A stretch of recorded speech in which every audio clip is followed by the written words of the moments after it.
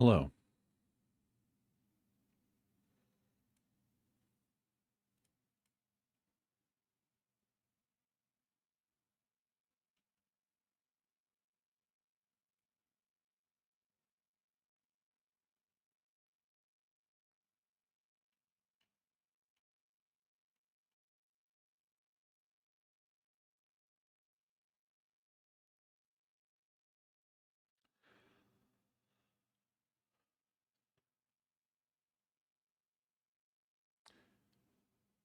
What was up with this conversation?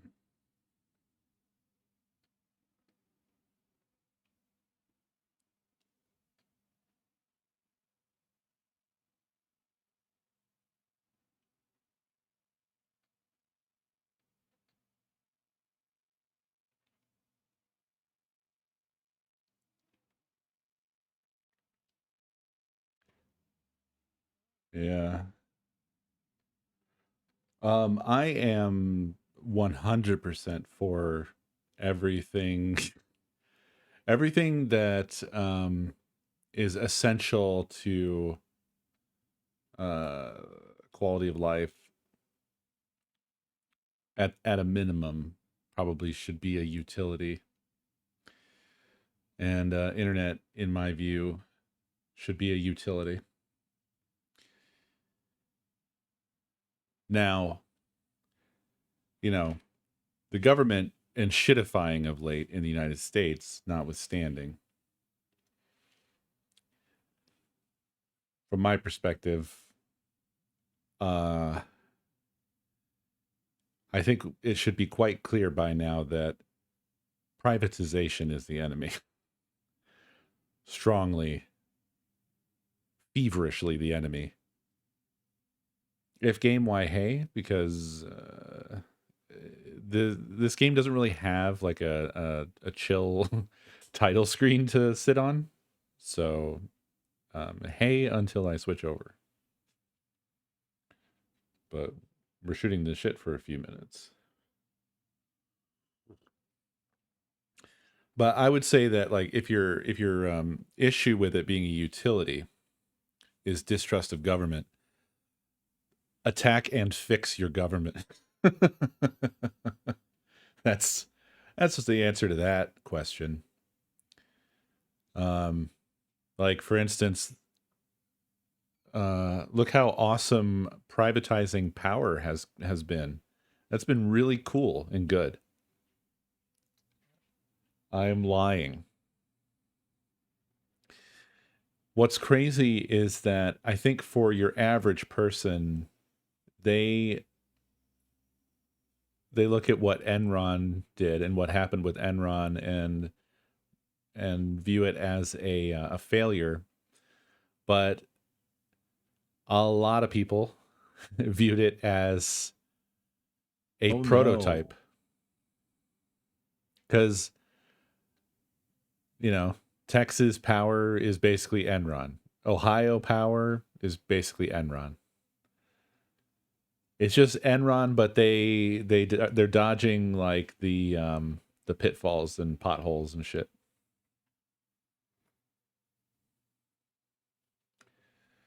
This is what was being discussed before I started, Jim, and before it was confirmed whether I was playing tonight. So this is a coincidence.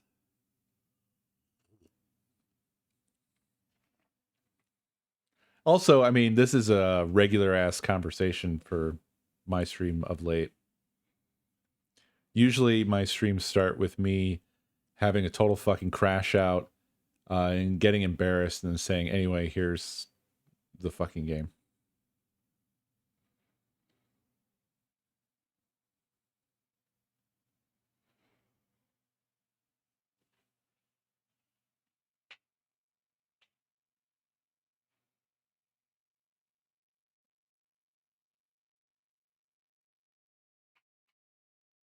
Yep, yep, yep, yep, yep, yep.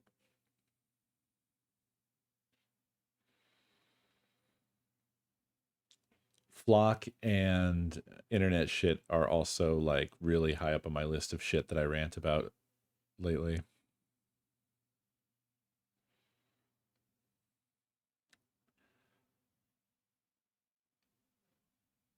It looks like it looks like that's what happened, but I don't think that's what happened. I think what actually happened was that Fox's message came through first and it used or it doesn't accept any text. No matter what text you put in, it doesn't do it. Have we all been putting text in that command and it's not ever used it ever?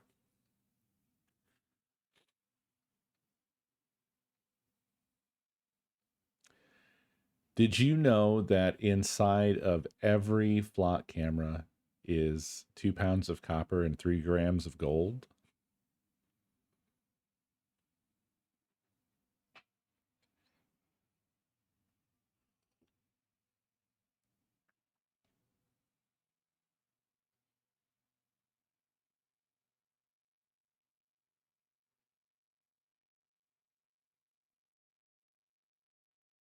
Easy money. Well, I'm glad the interview went well, Bugs. How was the new apartment? Wait, I thought you said you did see the new apartment and you were reassured. I thought you said that yesterday.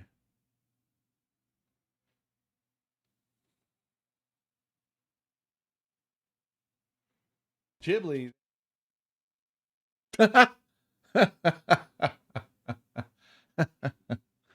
Okay, look. I don't even have to do it anymore. It's automated. AI taking our Stop jobs. this. This is a disease. You need to stop. Saf, thank you for 70 months. Ghibli, thank you for 147 months. Very much appreciated, y'all.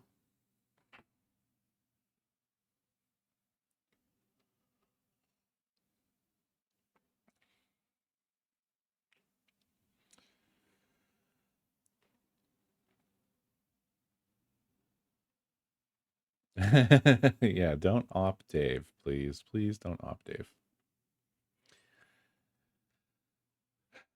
No, we need to figure out how to get all the smart people to get off their ass. Like, stop being sad, get off your asses and go do things, and overwhelm the dumb people. Stop letting the dumb people do all the things because they're doing it dumb, and they're going to kind of keep doing it that way. Like, I think that we should have municipal fiber everywhere. Now, I don't have any of the necessary knowledge or know-how to make that happen anywhere that I am, but I think that we should have it.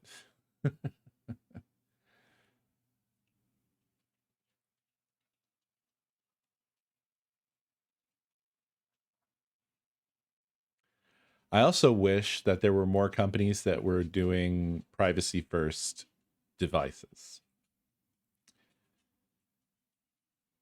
because I love that shit. I think unfortunately people would hate it.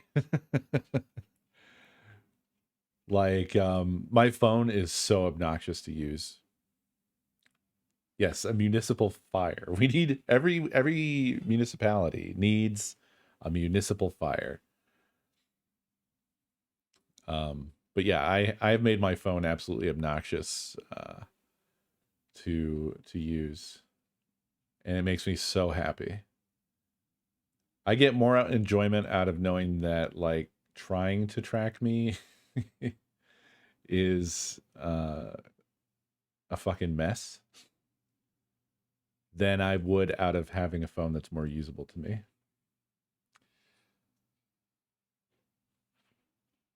Every aspect of this journey gives me little dopamine hits left, right, and center.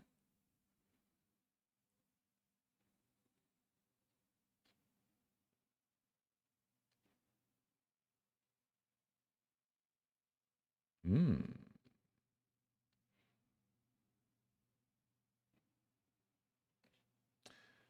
We're rolling out the Dave carpet. Yes. Yes. Yes. Yes. Yes. Yes. Yes. Do not Do not use the bio stuff. Use the stuff that they can't be compelled or that they can't compel from you, aka a pin. One thing I love about my phone and the Graphene OS is I have, first of all, it's multi profile. I have pins for the profiles. And then they have a functionality that scrambles the pin entry. So the numbers are always in a different configuration. So for like people watching you enter your pin, it's your your number layout is totally random every time.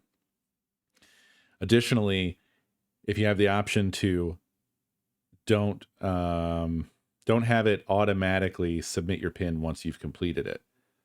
Make that manual so that it's also not clear how long your pin is, etc. Like, yeah. I haven't done it yet, but I might even go to the degree of having mine set up to where there's like the special detonate the phone pin. You can compel that.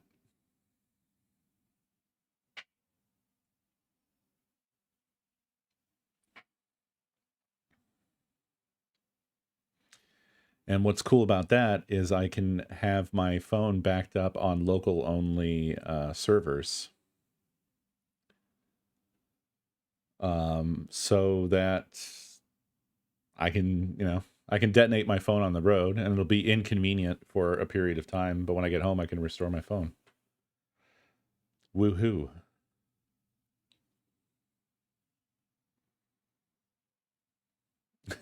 Loudly announcing the wrong numbers as I enter my PIN to throw off all of my attackers. I will admit that I probably have some threat model issues, but I want you to know that it's not like a tinfoil hat paranoia thing, it's an anger thing.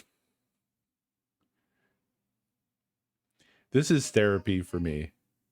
Huh? Nakomi shouted, "That's what they all say," from the other room.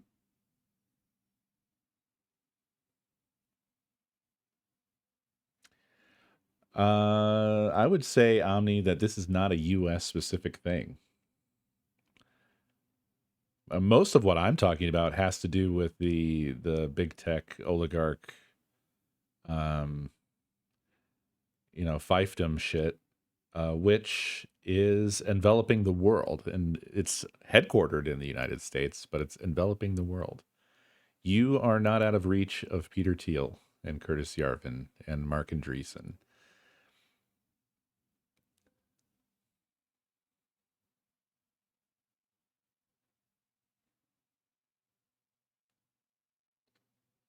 No one is outside of their grasp.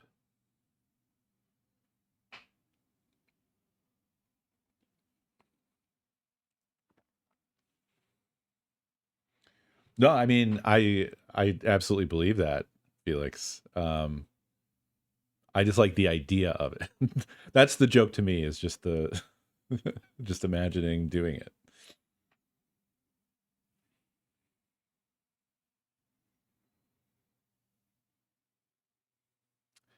But yeah, I freely acknowledge that I know all of this stuff is annoying to do, and if you care about this stuff, I recommend exploring it, but I don't feel like if it's annoying to you that you should bother, I guess. I don't know. The threat model is like, are you even in a situation where it's going to matter? I think for like 99% of people, at least at the moment, seems like probably not. But we really don't know how things are going to go with all this shit. Like the beginning of this year was, fuck, it was this year, right? Was it this year? What's happening? when when did people get executed in Minnesota? That was this year, right? I'm dying. No, it's not. No, no, no.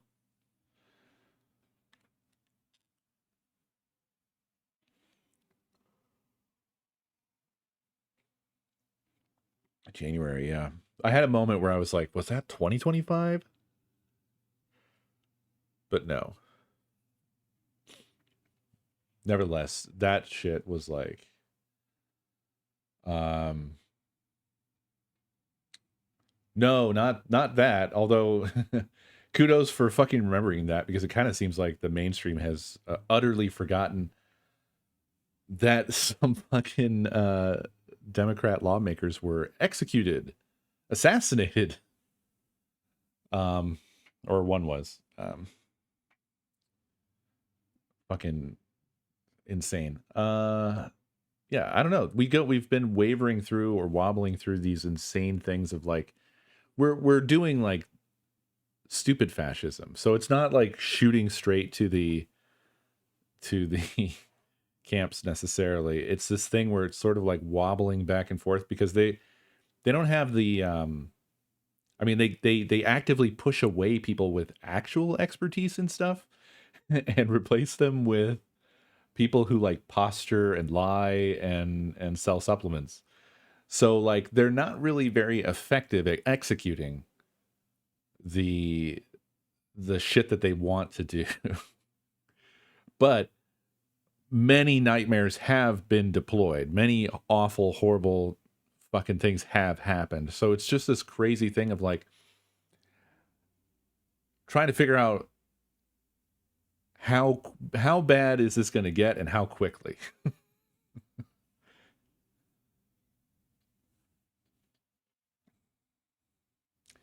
Yeah.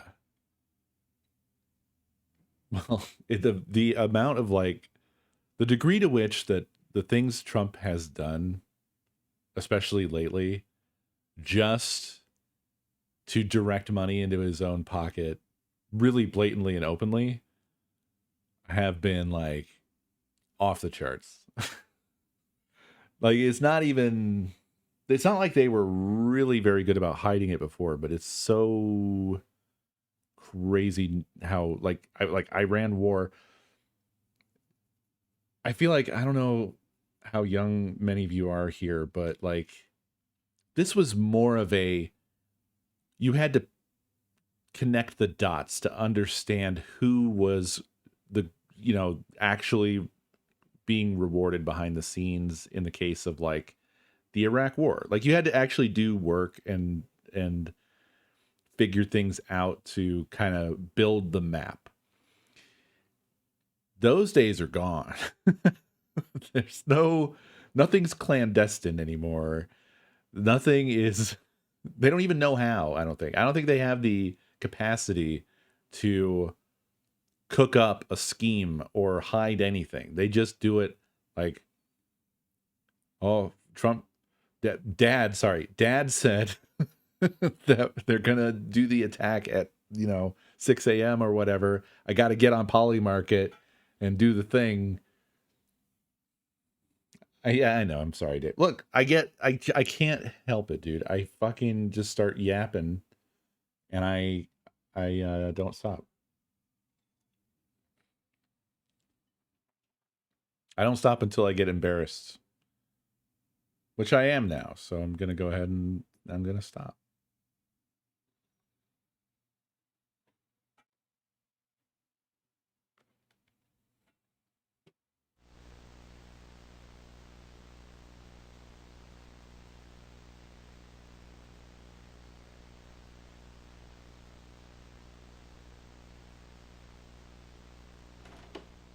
The thing is, I'm just bummed out around the clock. There's not a time that I'm not bummed out.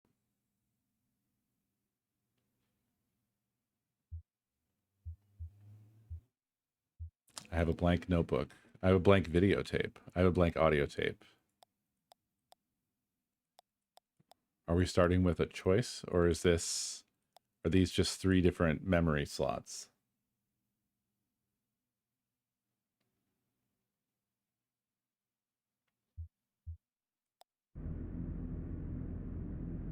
Act 1.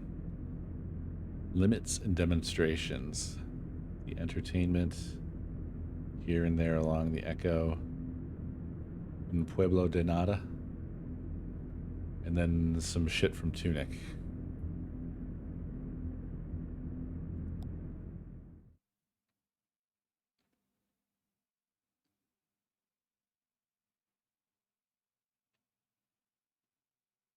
Act 1, Scene 1. Ecus oils. I don't know how to say that. I don't speak Latin. I mean, oils I speak. But... Oh, right. Yes. This is... When I first saw this, I thought it said equus, not ecus. Ecus. Horse reference, nevertheless.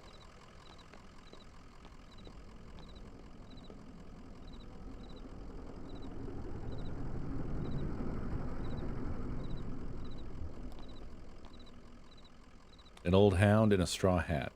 Both have seen better days.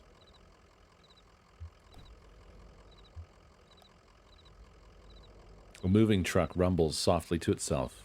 Painted on its side are the words, Lissette's Antiques, Furniture, Glassware, Curiosities.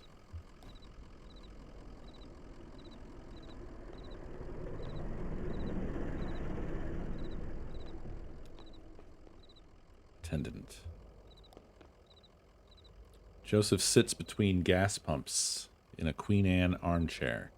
His hair is gray and his glasses darkened. Joseph. Damn. Did you hear that wreck? Truck full of bottles. I don't know, beer bottles, whiskey. Lost a tire or something and spilled booze and glass all over the interstate. What a mess. I hope they don't come down here looking for anything. We blew a damn fuse and it's all shut off. Did I hear a dog? What's your dog's name? His name is Homer. Her name is Blue. Just some dog. I don't know his name. And we're Conway. Her name is Blue. Blue sounds like a sweet old hound. I used to know a dog like that. Hey, here's some jerky for Blue. I made it myself. Didn't turn out too well, but I bet a dog will eat it.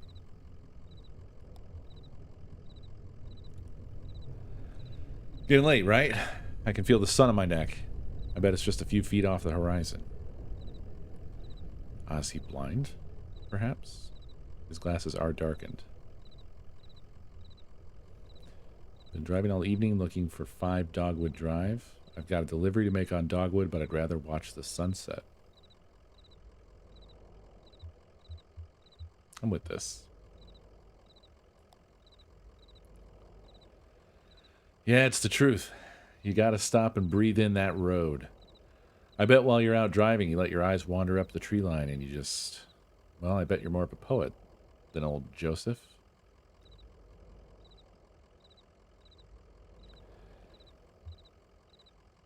Do you like poetry?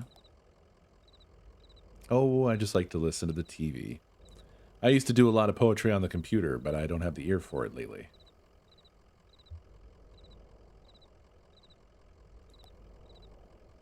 Listen, you and Blue would have been driving up and down 65 all night. Dogwood Drive is on the other side of, well, to get there, you've got to take the 0.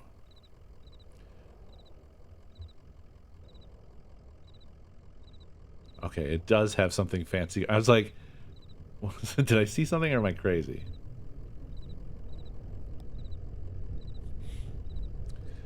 The 0 is a tough route to find, but you can use my computer to look up directions. You'll have to head down into the basement and reset the circuit breaker first. I'll be happy to have those wine and lights back up anyway. It's too damn quiet out here. The basement door is back there in the office. Appreciate your help, friend. Oh, and here. Take this lamp. It gets dark.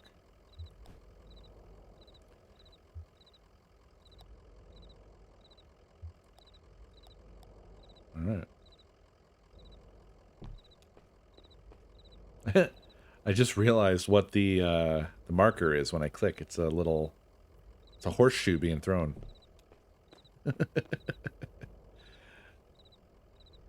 Nice. Okay. Basement. Let's go.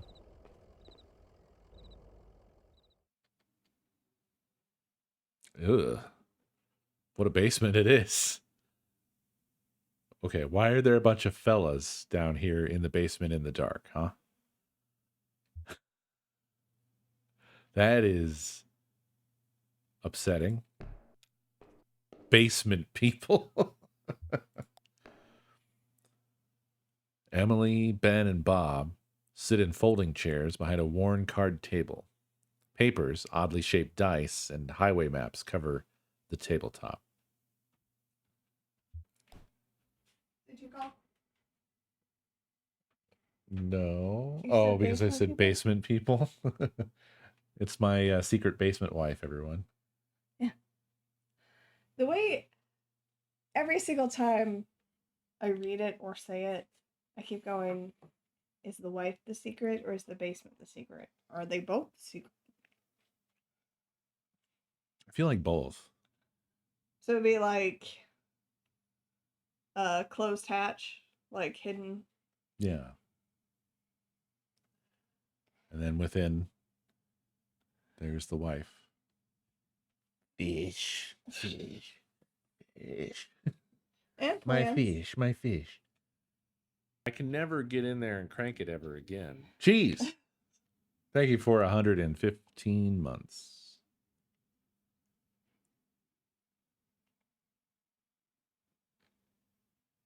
Emily, Ben, and Bob. The vibe is that someone could come over and never at any point. Know that I exist. Yeah. Oh. Eh. What?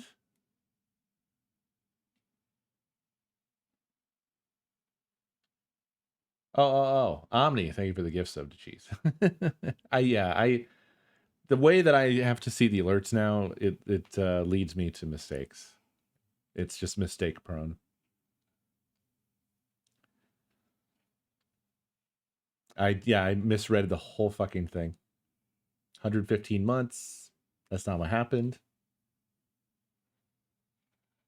Oh.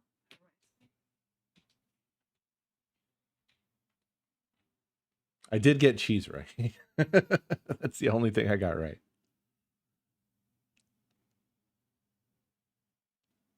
Omni, thank you for the tier 1 gift sub to cheese and for all the 115 gift subs you've given in the channel. And I'm sorry I can't read.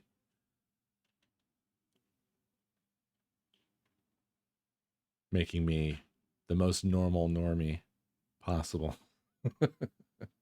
Actually, I think it makes me, what, Gen Alpha, I guess?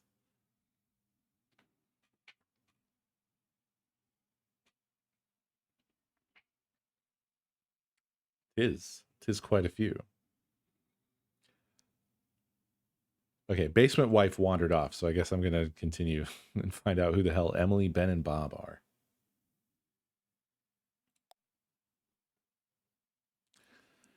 Conway clears his throat. Have you all seen a breaker box down here? Oh, sorry, I didn't know there was anyone down here. That's what I would say. Yeah, that's a crank hole. Jim. Just double checking. I'm reading it twice this time. We have to crank it in the kitchen. Anonymous, thank you for the 3 months gift sub to Jim and to Lime. Jim and Lime are now welcome to be here for 3 months, but then they have to leave. Oh, yeah. No, you've caught the eye, the all-seeing eye of our special anonymous benefactor, who I'm not sure, but it could be Peter Thiel.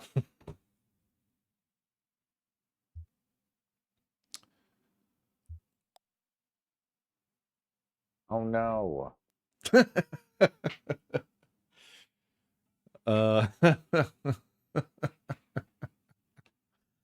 Thank you. I'm never ready for it. And they're all different. They're always different. That one sounded like I was on an old-timey radio. Oh no. Emily to Bob. Did you hear something? Bob to Emily. No, sorry. I was looking at the rules again. Ben to Bob. It gets easier as you go. Look, you said you rolled a 5, right? That means you get to pick up your marker and move it anywhere on the map. Bob to Ben. So it's your turn now, right? Ben to Bob. Oh, yeah, I guess so. Where'd you put that 20-sided die? Emily. I don't see it. Did you drop it off? Or did you drop it? Also, Hello, basement wife. I'm not a basement wife yet. Aspiring basement wife. Thank you. I realized that when you said 115 months, you weren't really all that wrong. It was 150 months gifted to other people, Oh, 1 month at a time. So technically, technically, you didn't fuck it up. basement scientist wife. I think you could just say pedantic basement. Nope, you're a scientist now.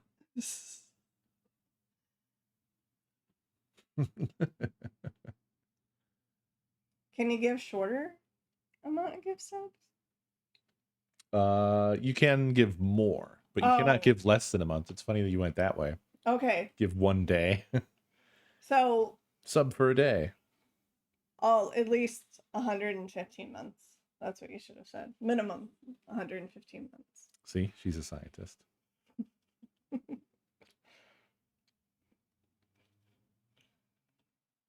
Could I be a lawyer? Ooh. Lawyer. Have you passed the bar? Well, no, but I also don't have my PhD to be a scientist. Oh, you don't need a PhD to be a scientist.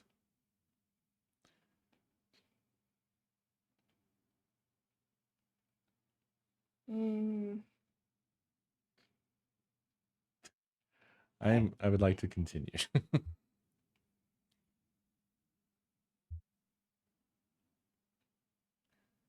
Yes, I have watched My Cousin Vinny. Also, I could be a lesbian. Or not a lesbian, a librarian. Those are two different things. I can't be a lesbian. I could be bisexual, arguably, but probably not. That was wildly different.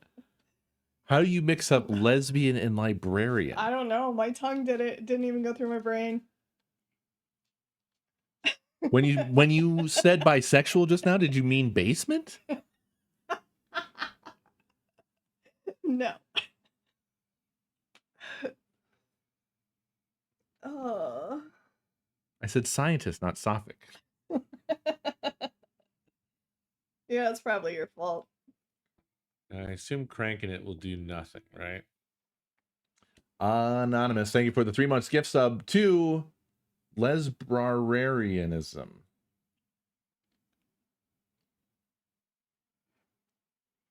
That's just too hard to say.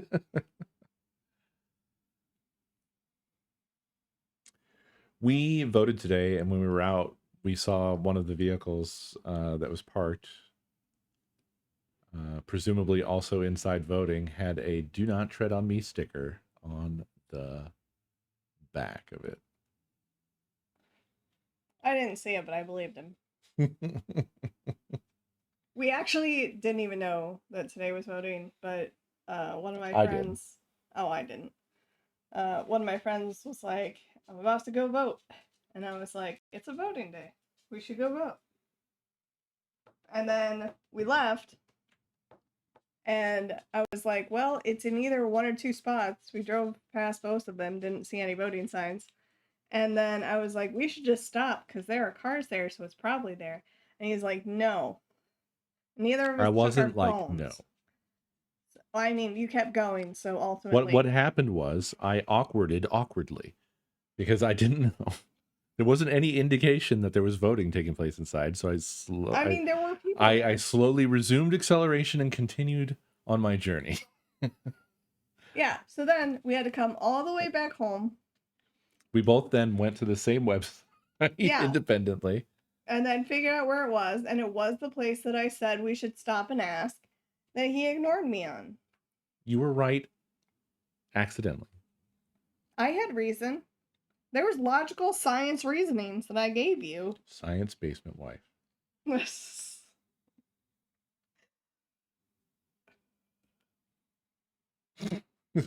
was an official building. It was an official building. It's true, but they didn't have any. They were absolutely suppressing the vote. They were suppressing the vote. There were 4 cars outside, which means that something special is going on, because usually there's 0 cars anywhere. On the there plus weren't side, any like beer cans outside or anything, so it was definitely something official going on. on the plus side, I am pretty sure, but not completely sure, because I don't know what I was doing my ballot at the time. I'm pretty sure I heard an old lady basically announce to everybody that she was a leftist. Proudly. Which was encouraging. And unexpected for where the fuck we are. Well, I think for the ballot, like, administrators, don't they try to at least have, like, 2 people from each demographic? No, is that a demographic? Anyway. It's a species.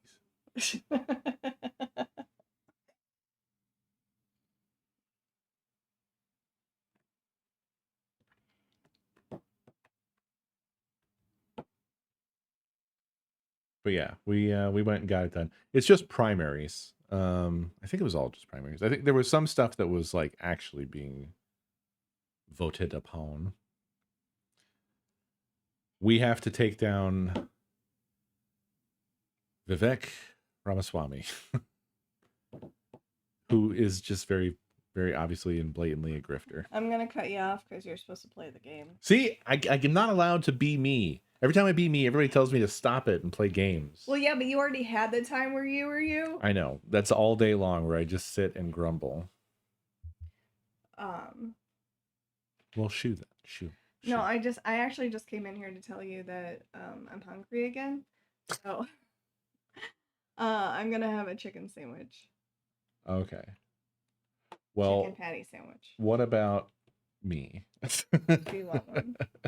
That's literally no, why I did have more food, but now we need to do the inverse, because when I was having food, you were having salami. Snack.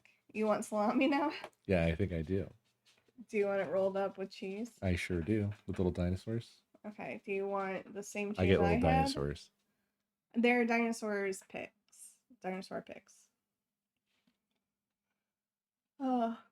Yeah. You got a while back. We have all these little dinosaur toothpicks, basically. I think they have a dinosaur for... on the end. Actually, yes! Yeah. I got them off of Amazon because I made a really fancy charcuterie board, and everybody knows that dinosaurs are fancy, and they were very cute. Yeah, I'll not be shamed.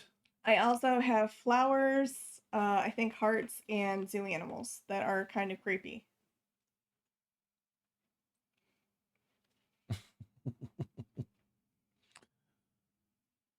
Alrighty.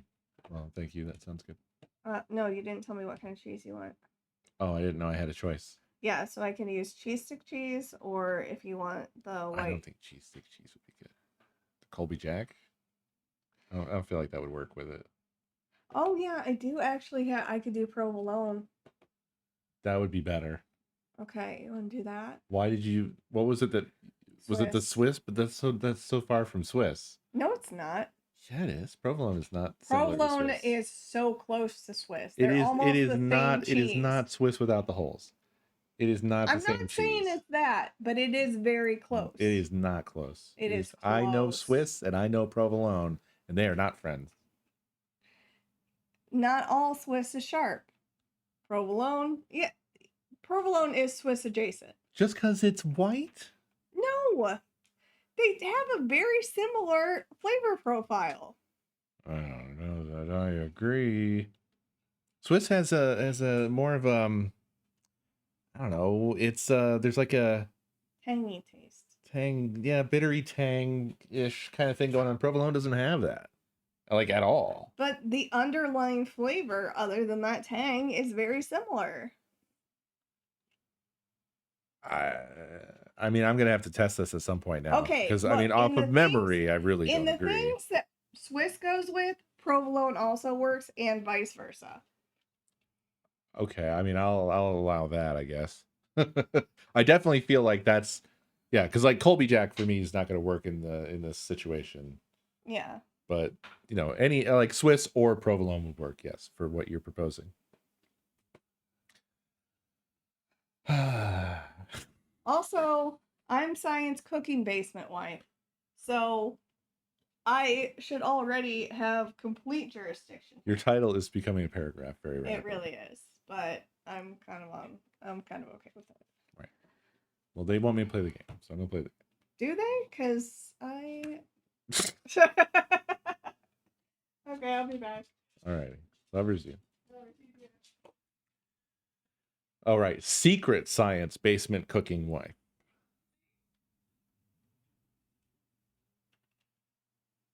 And mother to fish. All right. I apologize for the diversion. Again.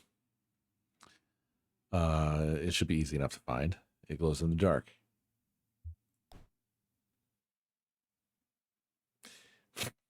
That's very funny that it ended with one more sentence. Why the fuck were they just down here in the damn dark? And I can't talk to them if I can't see them. But I know they're there.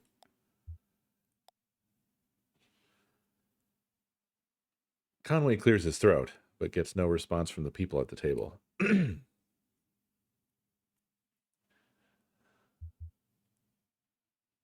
Did you lose something? Bob to Emily. I think it rolled down off to the left there, but I don't see it. Emily. Well, I'm not going to go looking for it. It's too dark down there. One of you go down and get it, and I'll just study the rules here. Okay, I'm starting to get the picture here. Let's go look at this sign.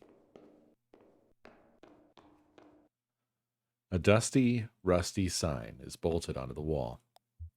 Sign. These are the rules. Sign. Number 1, no open flames near the gasoline. Number 2, no consumption of beer or spirits on the premises. Number 3, in case of sudden darkness, do not panic. Relax. Count backwards from 5. Number 4, strictly limit time spent in the basement to fewer than 3 minutes of every hour. Okay, well, what about them up there? They're breaking all the rules. Okay, well, I can go no further. And I did not find the die. The dice. The die, the dice. Okay, I have to talk to them again, I guess. Conway taps his foot, but gets no response from the people at the table.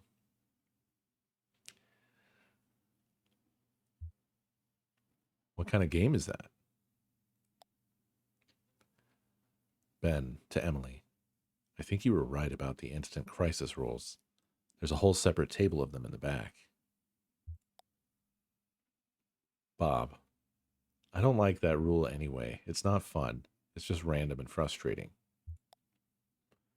Emily to Bob. The randomness is what makes it realistic, Bob.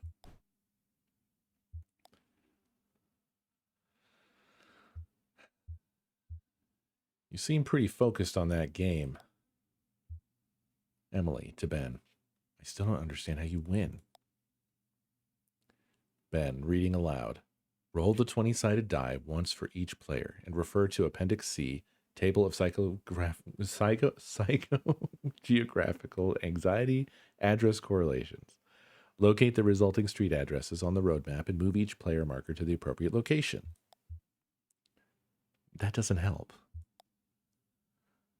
I don't think you can win. It says on the box it's a tragedy.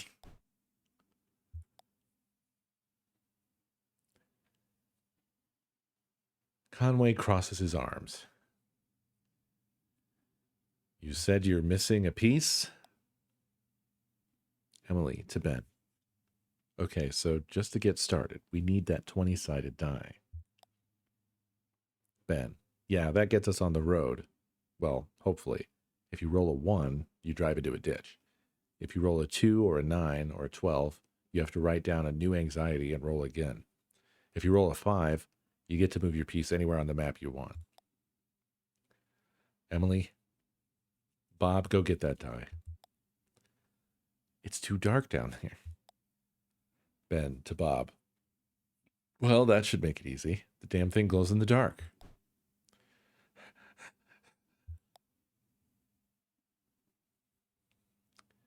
Conway knocks on the table, but gets no response from the people at the table. Conway walks away.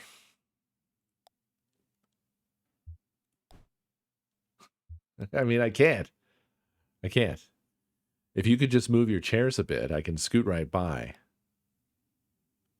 Emily, Ben, and Bob argue about the rules of their game and who should be responsible for retrieving their lost game piece, a glow-in-the-dark 20-sided die. Holy fucking shit. I guess that's the end of this thing. Okay, I failed. I guess I walk back up the stairs, get back in the truck, and uninstall.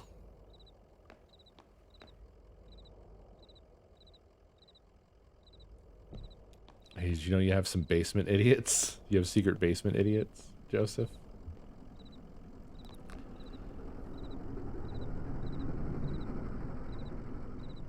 Just head back into the office and you can't miss the stairs. The breaker box will be somewhere on the right side of the room down there. There are some people in your basement playing some kind of game. In the basement? No, I don't think so.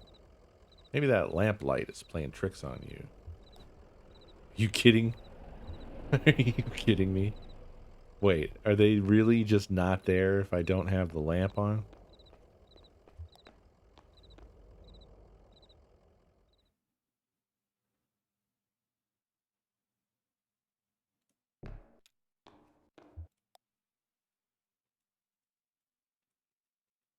I'm not there if I don't have the lamp on.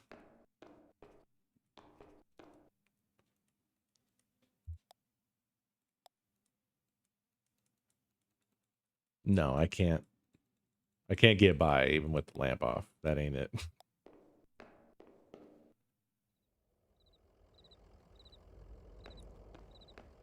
That ain't it.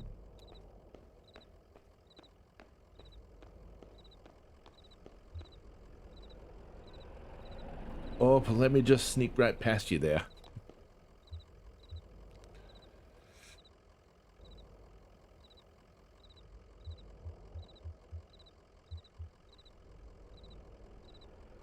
Okay.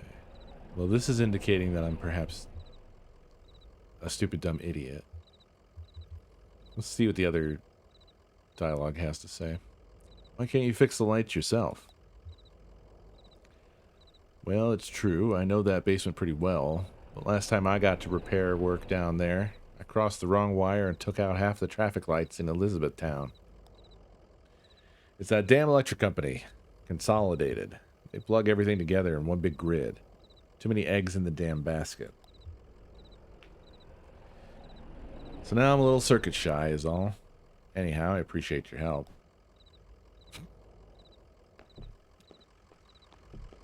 Maybe I can just get back in the truck and leave. Maybe I can just leave.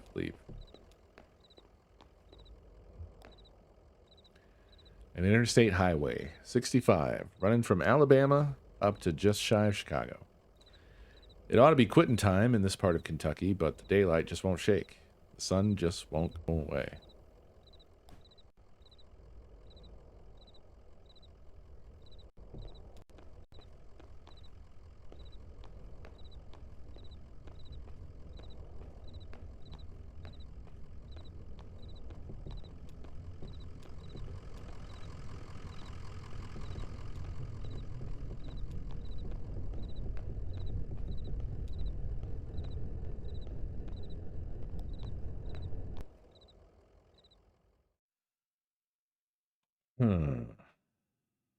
Okay. So we have the evil basement dwellers. We have the sign. I didn't expect to get destroyed by a puzzle right out of the gate.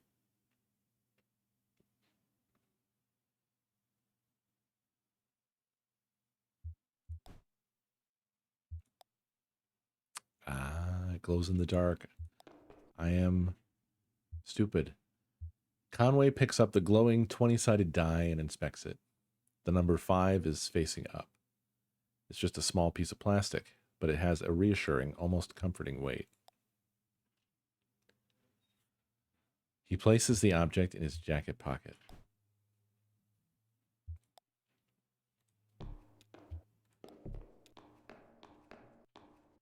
I decided you also needed appy slices. Oh. Thank you for the appy slices. Thank you for this cute arrangement. Thank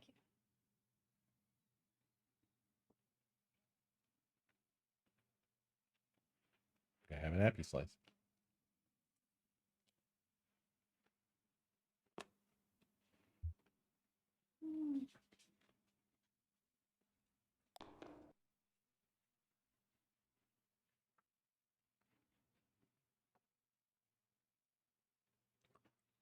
Folding chairs are arranged around a worn card table.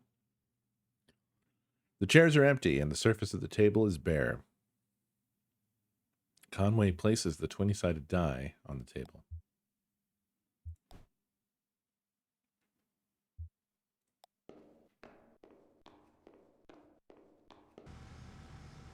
Hey.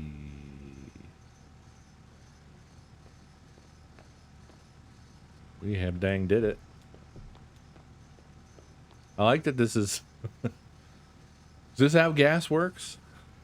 Is this how it all works down under the ground?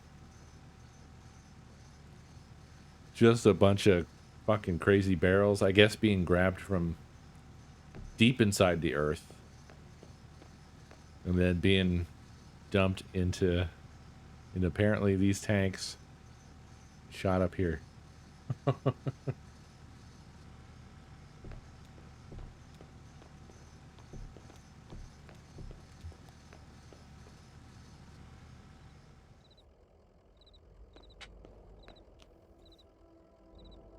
Oh, wow.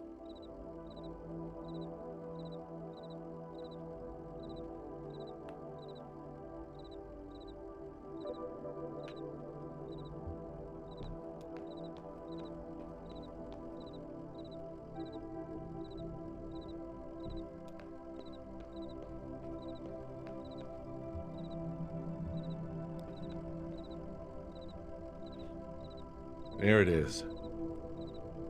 Just listen to those lights whine. Yep.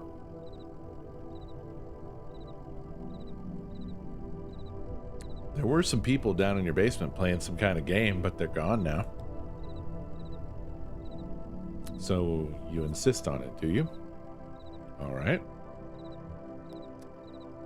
Well, strange things happen underground, especially in the dark.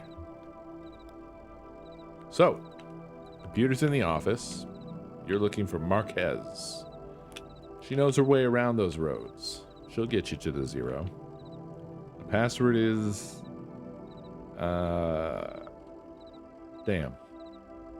I usually just feel it out. Muscle memory, you know? It's kind of long. Kind of like a short poem, I think. One of those short poems that really sums it all up. You'll figure it out.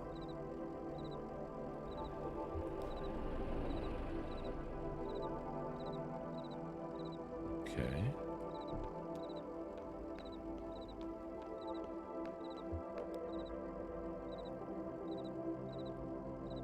Conway taps a key, waking the computer from its reverie. Computer. User. Conway typing. Joseph. Computer. Password. Wheels slide loose. The stars drop away. I talk and listen to him talking. Well, the last one's the longest, and Joseph said it was kind of long.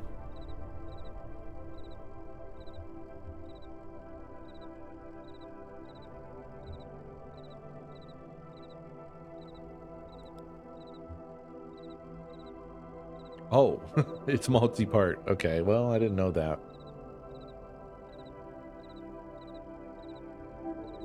I didn't know that.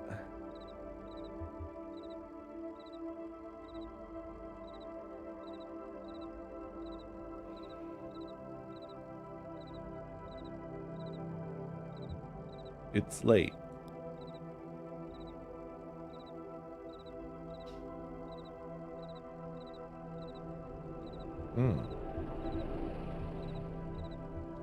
Okay, well, these are both things that Joseph said. This is the one I like the most.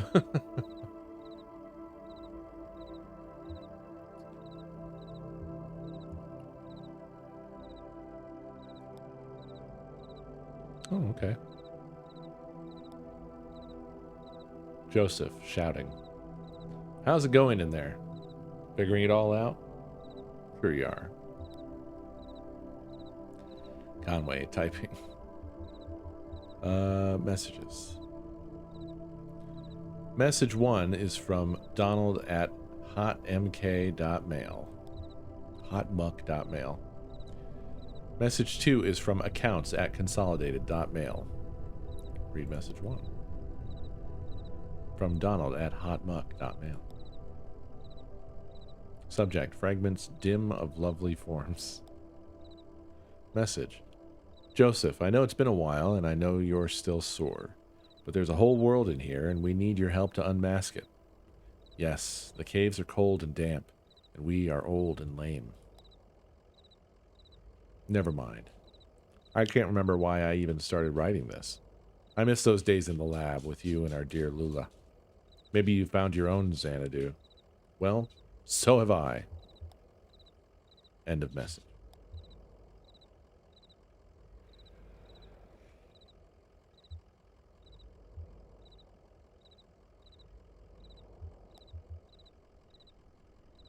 Read message 2.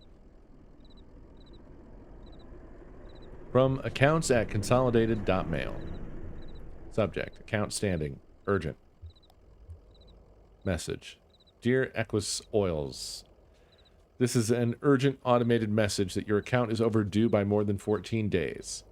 In response, we have switched you to our low reliability Dirty Power Plus plan.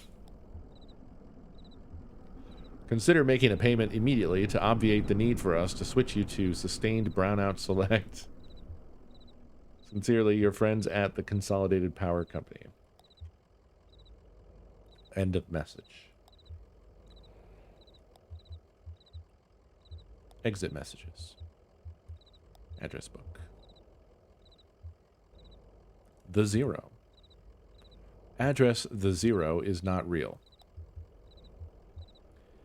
Dogwood Drive. Address Dogwood Drive is not real. Marquez. Marquez residence. 100 Macondo Lane. Head northeast on 65 and turn left as soon as you see that ugly tree that's always on fire. Look for the barn at the base of the mountain there. Can't miss it. Got it? Out there in Macondo somewhere, right? Yeah, that's it. Hey, look. While you were down there, I loaded that old TV of mine into your truck. I borrowed that thing from Weaver Marquez a number of years ago. And now that the power's all weird over here, I can't pick up anything but static and public access anyway. She was always more of a reader, but maybe she'd want it back at home. It's a nice TV. I wasn't done. Games is not real.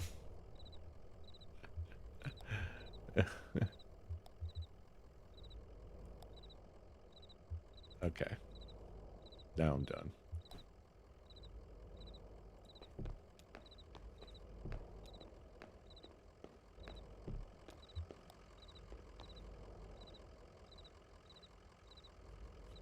Conway scratches behind Blue's right ear. How's it going, Blue?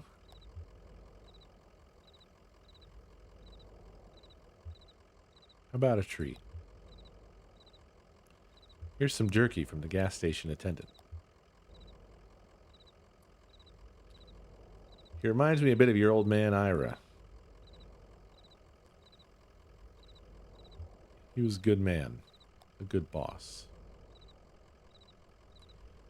What do you think of this place? It's odd, I never noticed it driving by.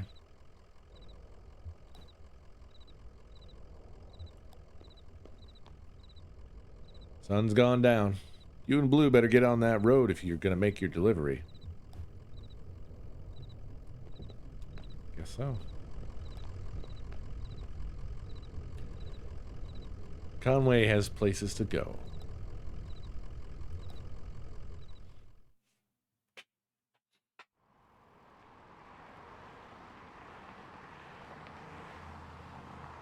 All right, hang tight for a second. Trying to have a little bit of my lovely snack here.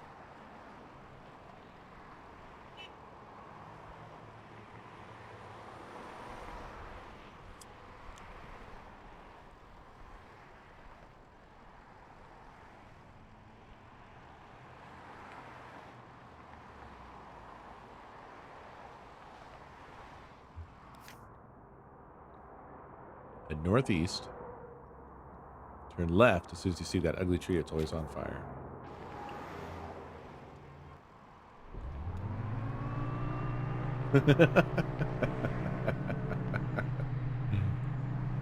Ah!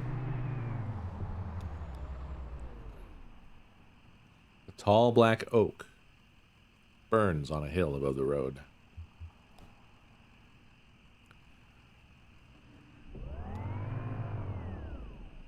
There we are. Was this our destination? Well, we're dropping off the TV at the least. Oh, and Marquez knows where. Right. I remember everything. I'm good at remembering. Act 1, Scene 2.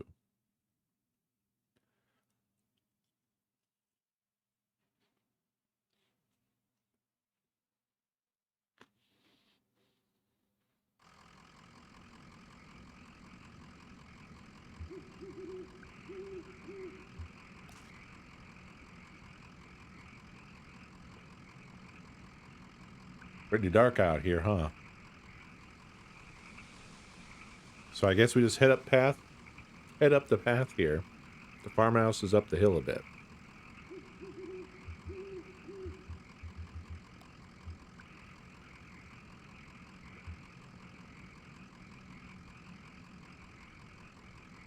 Maybe you better stay down here where it's lit.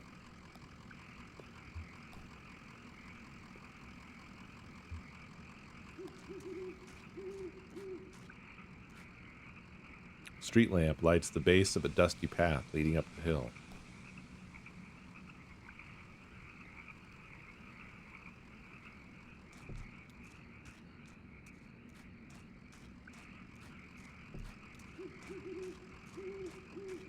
Ooh. That was really cool. Very good. Very good indeed. A family graveyard is set off to the side of the house. Headstones are inscribed with the surnames of the unfortunate. Nowakowski, Padilla, or Padilla, Marquez.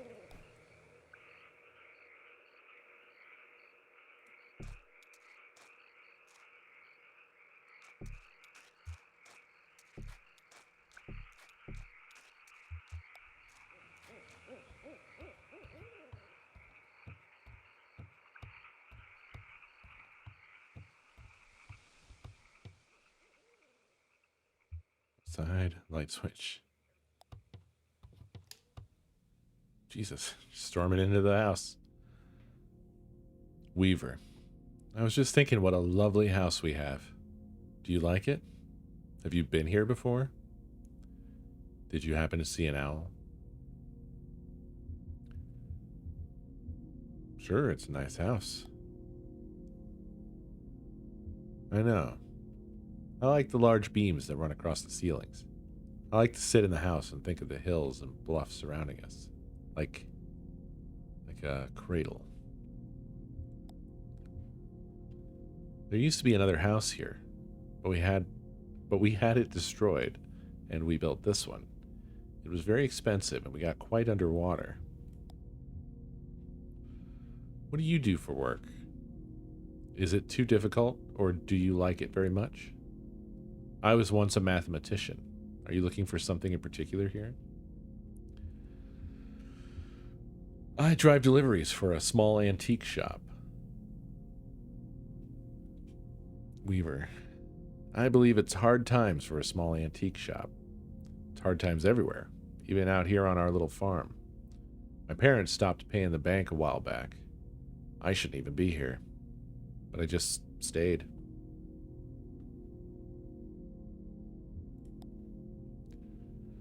I have some notebooks. I'm only a little bored. I might prefer to watch TV occasionally. Actually, I have a TV here that I think belongs to you. Will you please set it up? Then I can explain to you how to get where you're going. The zero. I know.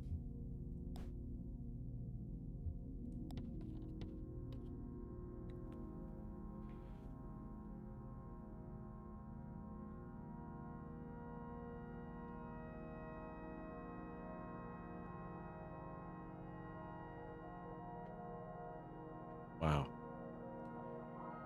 That was awesome.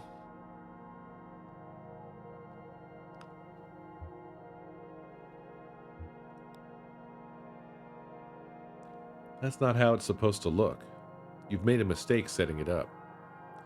Is it a foreign object to you? Which of your parents was it who wouldn't allow you to watch television? I don't know why this character speaks this way, but I really like it.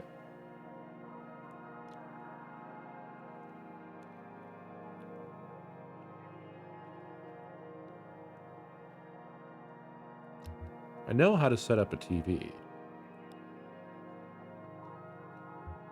Okay. I'm skeptical.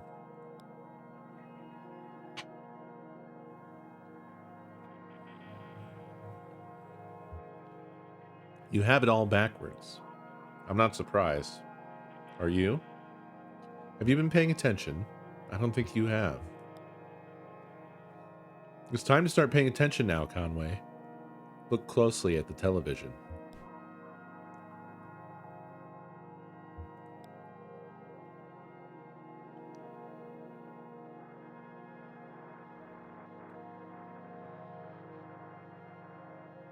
We missed.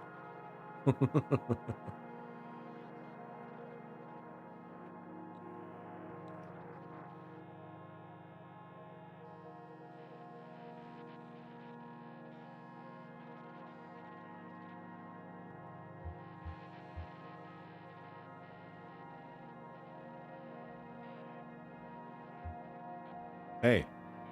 Hey, wake up. You spaced out for a minute there. What do you keep out in that barn? Used to be tools and feed, then books. Now I think it's mostly spiders.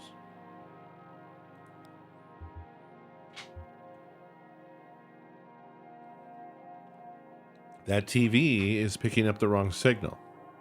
My cousin Shannon would know more about it. She fixes TVs for a living. Well, she used to. I think the new models are giving her some trouble. Your cousin?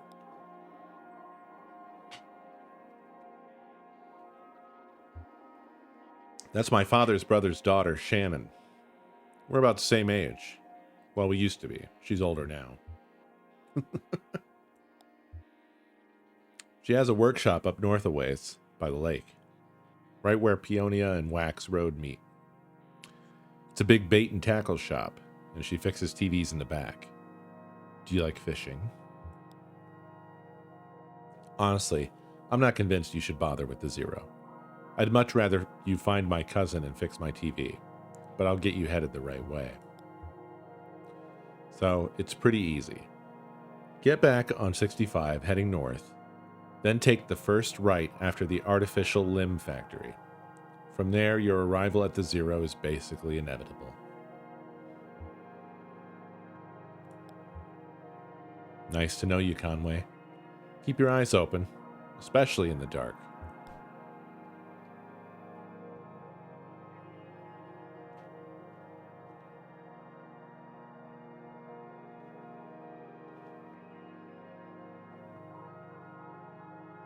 She's gone?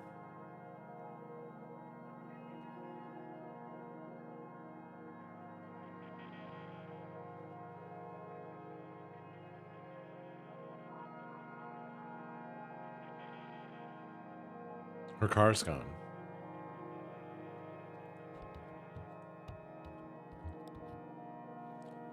A disused wood-burning stove is set up in one ash-dusted corner of the room. It's cold to the touch.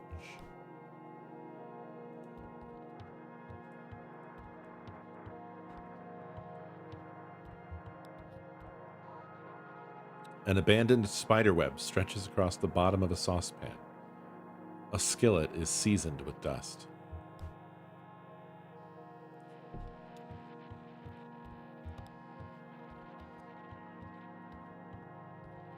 She was never here, probably.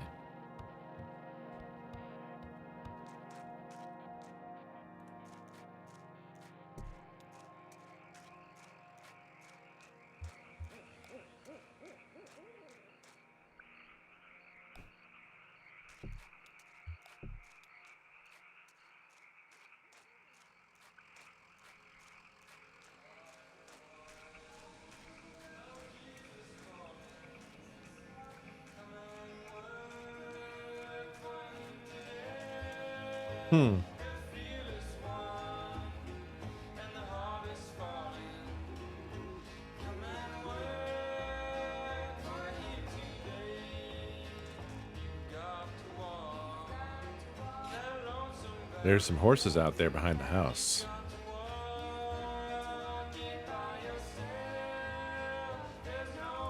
Remember the horses you and Lisette and Ira had?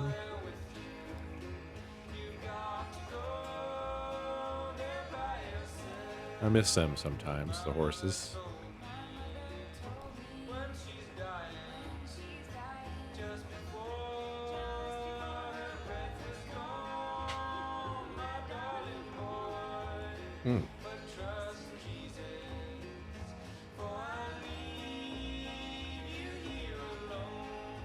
This is good.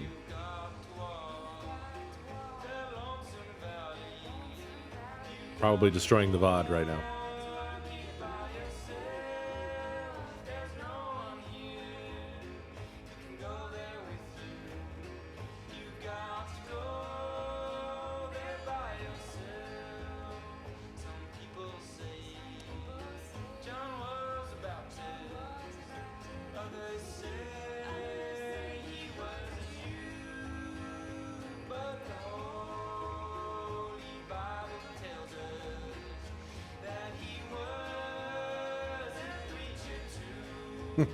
This is just good listening.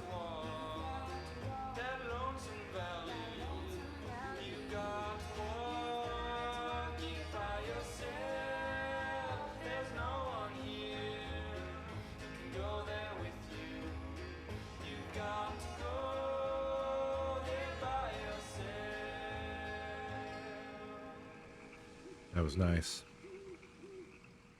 I could have just jumped in the truck and left. I'm glad I didn't.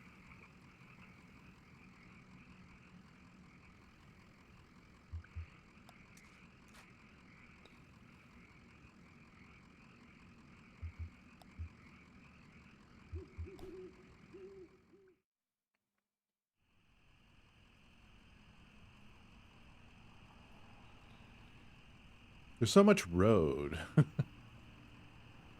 you just follow the directions or can you go crazy? You know? Mammoth Cave Road. Museum.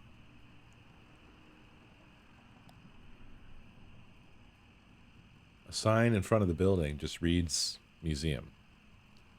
The lights are off, but the front door is open. Enter the museum. Conway steps through the museum's doors.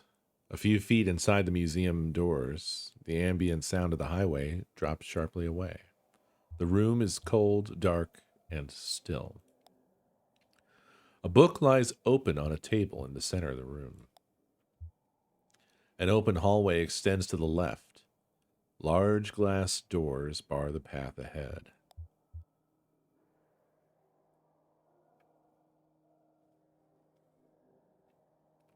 This is like an old text adventure now. Look at the book. Conway looks at the book. There's no title on the book's spine or cover. A 3-word phrase written in pencil on the first page is smudged and indecipherable.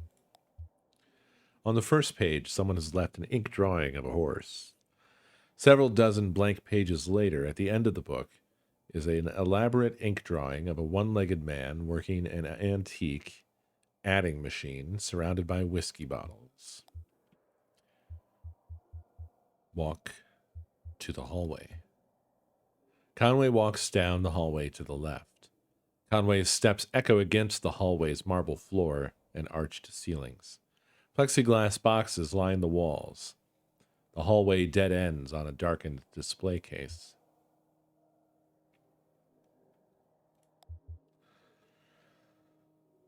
Look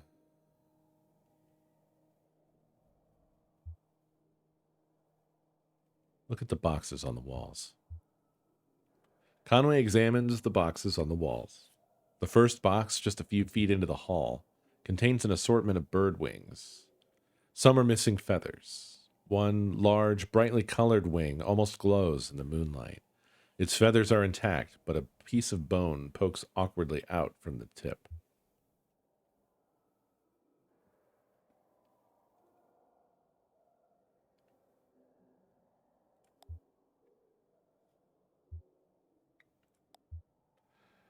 Conway examines the darkened display case.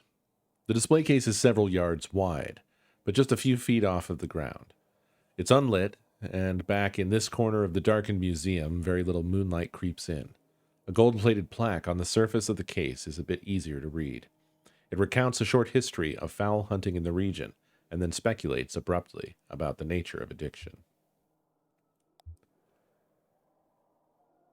Return to the entrance.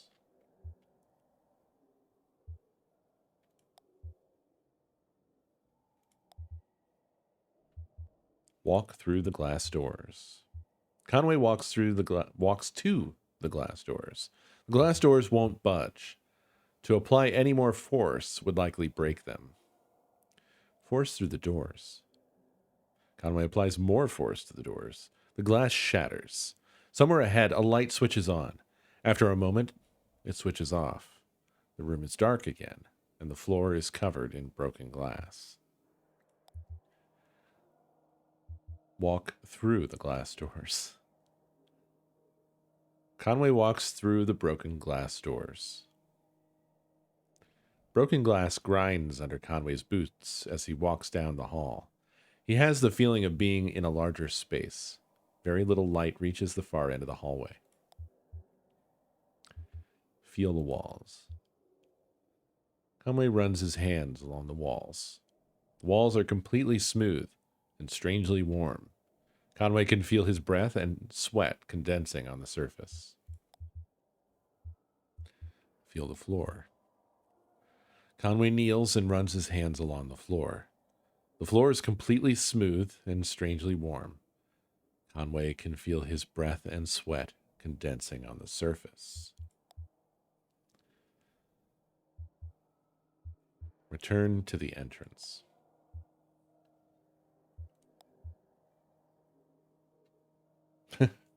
An open hallway extends to the left. The path ahead is strewn with broken glass. Exit the museum. Drive away.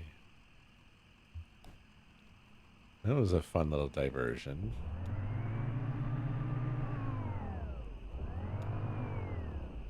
Brownsville Road. Morgantown Road. I suppose this is all fine so long as we don't get lost, right? Sunfish Road. Church. A singing chorus echoes from within the church. The building is 1 story tall with a pitched roof and a 3-story spire rising from the front. The top section of the spire is made of stained glass. An interior light illuminates the pines in red, green, and blue. A large LED display glows in the parking lot. Light of the Last Great Awakening Baptist Church. Listen. Conway stands and listens to the chorus. The muffled chorus drones at a steady volume, repeating the same 2 verses without rest. I'm going to have a tiny snack.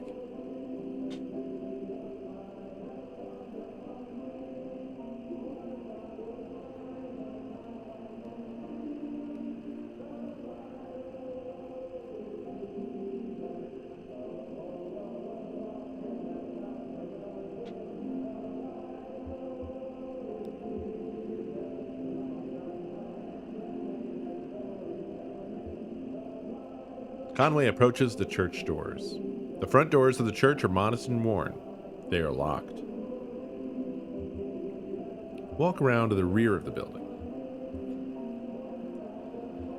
Conway walks to the rear of the building. A ramp leads up from a few dusty metal trash cans to the church's back door.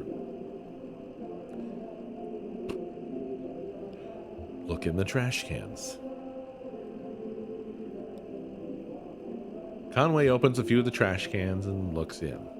One has a bit of something leafy and rotten stuck to the bottom of it. The other is full of unlabeled videotapes.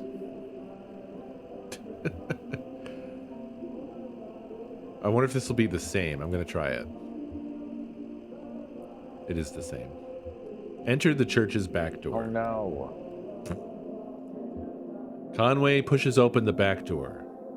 He finds himself in a kitchen lit by a buzzing fluorescent ceiling fixture.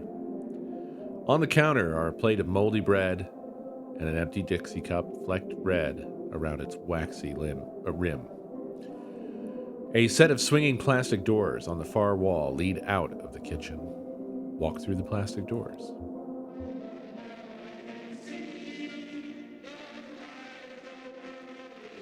Whoa. Conway pushes open the plastic doors and walks through.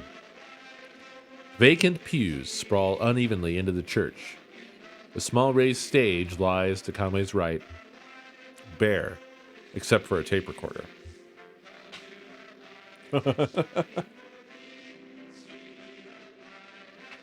Do you think they used this particular verbiage intentionally?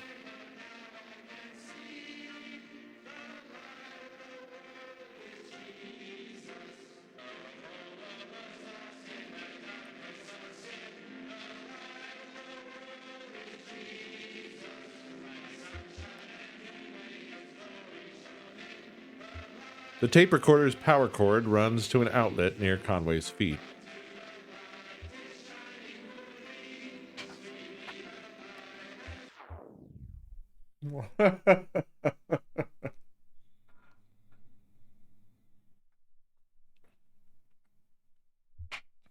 Conway unplugs the tape recorder.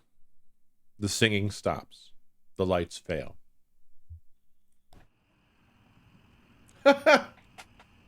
I killed the church. I just murdered it. It's gone. No more church.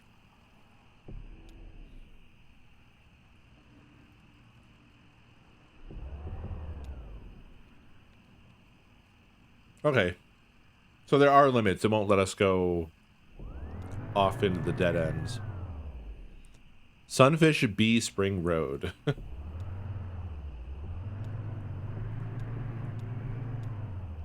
Whoa. Anetta Road.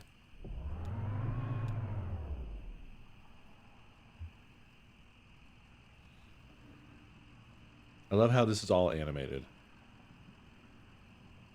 I assume this is supposed to be like waterway. I like it.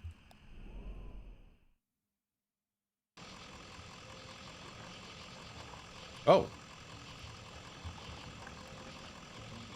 Two shirtless, shoeless men push a light aircraft along the highway. Occasionally, one or the other slips a bit on the sweating asphalt or stops to pull back his hair.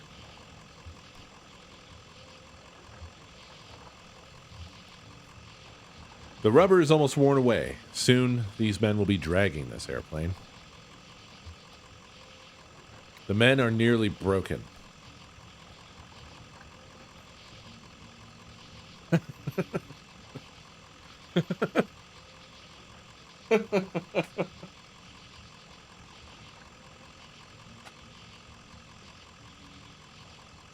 Wow.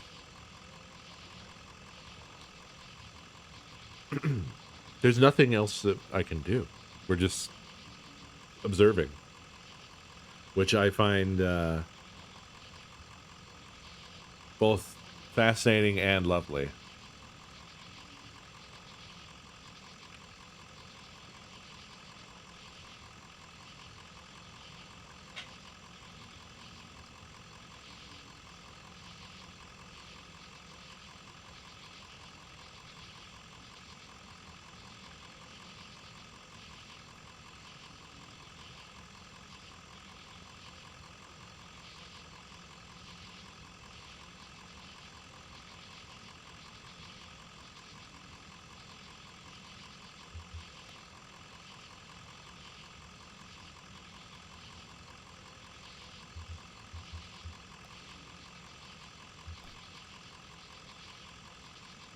Is there more to do here? I don't think there is.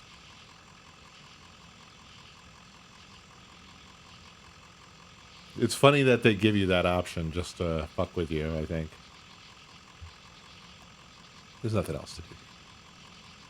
Conway moves on.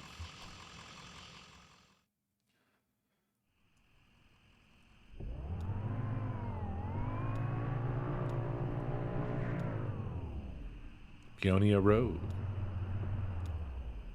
What's this little dead end? Rocky Hill Estates Road.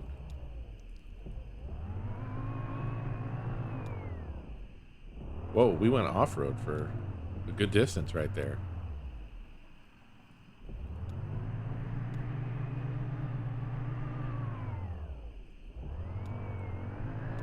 Oh, bait shop. Conway pulls into the bait shop parking lot. Vaulted above the road on a thin steel bar, a handwritten sign reads, "Live bait. Minnows small and also large for stripers. Night crawlers, chips, and beer."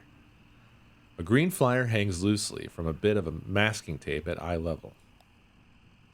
To the shop's right, a dirt parking lot sprawls unevenly into grass and then eventually trees. The bait shop is open. Read the flyer. Conway reads the flyer. Computer printed type in a bold font surrounds a clip art illustration of a TV set. The TV has eyes, arms, and legs. Its shoulders are slouched. On the screen is a cartoon expression of exhausted nausea. A hot water bottle rests against its wire antenna. TV repair. No model too old. Inquire within. We do not sell digital converter boxes. Enter the bait shop. Conway enters the bait shop. Narrow aisles crowded with lures, reels, rods, and snacks divide the shop lengthwise from the entrance to the cashier's counter. The left wall is lined with churning tanks of water. Look into the tanks. Conway approaches the tanks. I love that it got a little louder, and it sounds like tanks churning with water. This is what tanks sound like. There's a tank filter running. This is great. The 3 metal tanks aren't labeled, and the water is too agitated to get a clear view of what's inside each one. Man. What?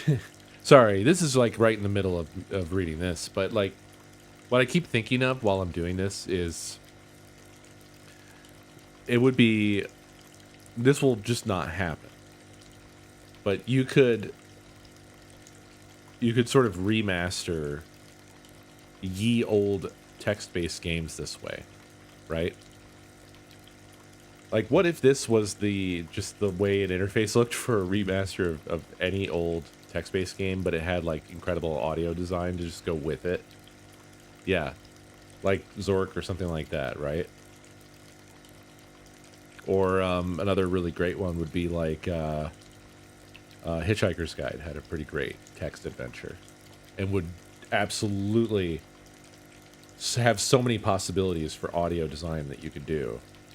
And just a nice presentation of the text, just sort of click and, instead of having to type in, but maybe you still have to type in. Maybe you could have that option.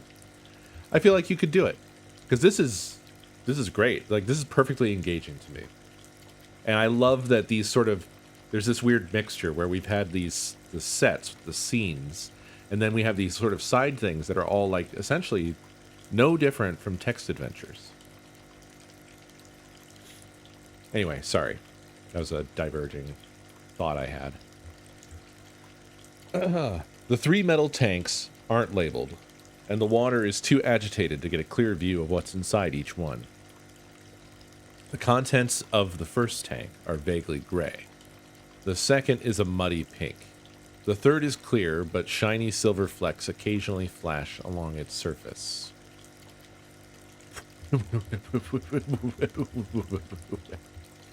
Reach into the first tank. Conway reaches into the first tank. Conway's hand brushes against something roughly the size of his palm. Reach deeper into the tank.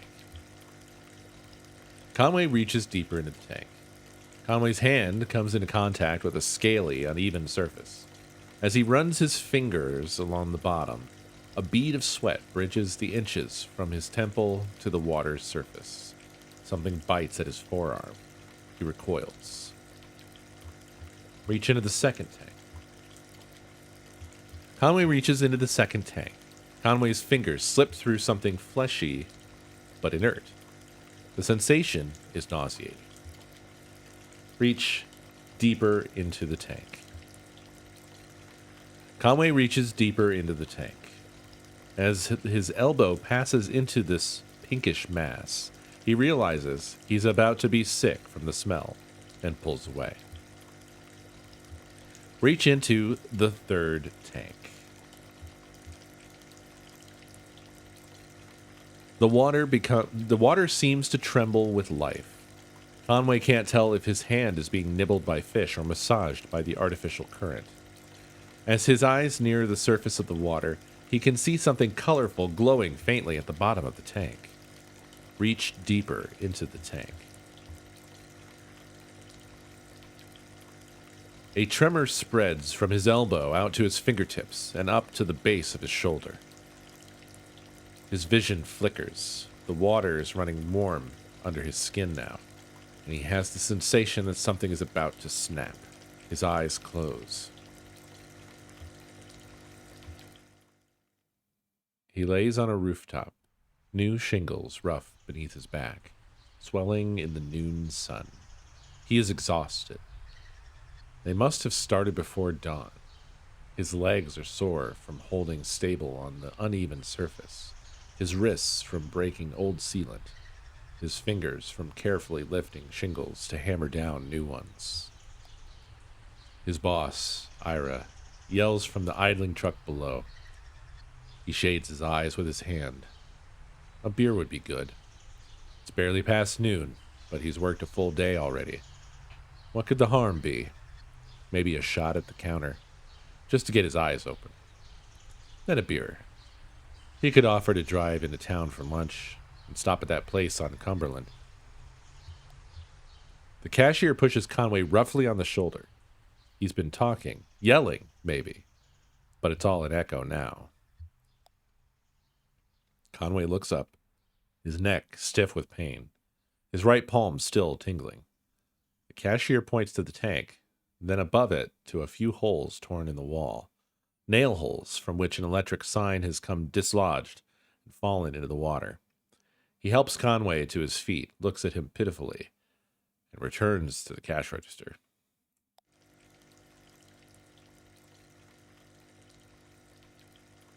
Narrow aisles crowded with lures, reels, and rods and snacks divide the shop lengthwise from the entrance to the cashier's counter. The left wall is lined with churning tanks of water. Approach the counter. Conway approaches the counter.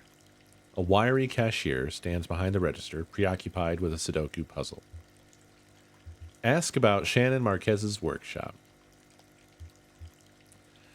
Conway asks about Shannon Marquez's workshop. A handwritten sign on the door behind the counter reads, TV repairs by appointment. Please consult with cashier. The cashier knocks a few times on the door and waits, occasionally glancing at his puzzle. After a few moments with no answer, he notices a smaller note written on the sign, reads it, then points it out to Conway. Read the note on the workshop door. Conway reads the note on the workshop door. Weaver, I got your message. Have left for the old mine. Don't know if I will see you there or what. Ready either way. Shannon.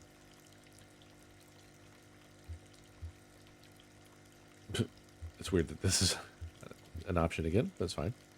Ask about the basketball game. Conway asks about the basketball game. The cashier switches on the radio. An AM sports broadcast is playing, but Conway can't be sure if it's meant to answer or to drown out his questions. Walk away.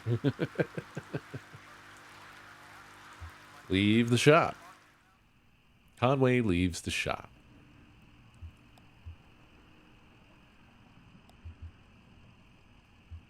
Drive away. Conway drives away. He sure does. Union Light Dog Creek Road. Gap Hill Road. Have we been down along here? Cherry Spring Road. I'm going everywhere, baby. I'm going wherever the roads take me. Nolan Dam Road. I think we've done Annetta Road. Oh, yeah. We went out. We did this loop out here, didn't we? Yep, Sunfish Road, all that. I remember that.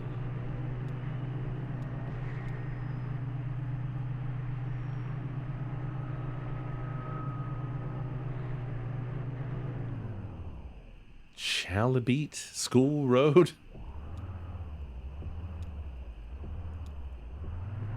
Oh, Buffalo Creek Rec. The office of the Buffalo Creek Rural Electric Cooperative Corporation is almost invisible from the road. Its parking lot overgrown with weeds and its facade sheltered by ivy. Look in a window. Conway looks in through a window. A sinewy shadow obstructs the view through the window. Enter the front door. Good night, Bugs. The floor is loosely covered in dirt. Parts of the carpet have rotted with exposure to rain. Wild mushrooms grow in some corners of the room. The wall behind the front desk has been mostly rotted away. It looks fragile. Push through the back wall. Conway pushes through the moldy back wall. Conway finds himself in what may once have been a conference room. The floor has fallen away in places and filled with a dark green mire. The walls of the conference room are decayed and damaged. Push through another wall. Why not? Conway pushes through the wall. The drywall dissolves as Conway pushes through it, falling in damp I just want the clumps chance to into show March. the national news my butthole. Psycho Boy, thank you for 132 months. He breaks through into a long hallway. The glow of a bioluminescent fungus casts a faint blush on the walls. Conway has the feeling he has interrupted something. After a moment of silence, the frog chorus resumes. Oh, well, we don't get to hear that. I thought we might. Maybe I didn't wait long enough. It's over. We can't go back.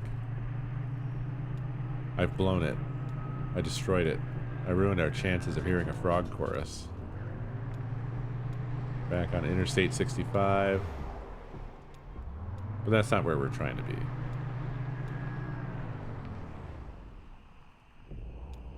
I'm sorry, Terranix. I'm sorry. Glasgow Road.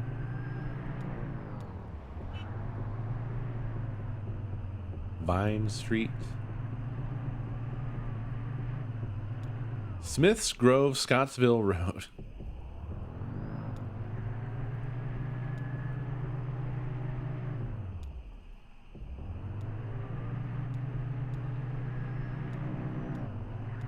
Diner. The diner doesn't appear to have a name. A vinyl banner slung above the door simply reads 24 hours.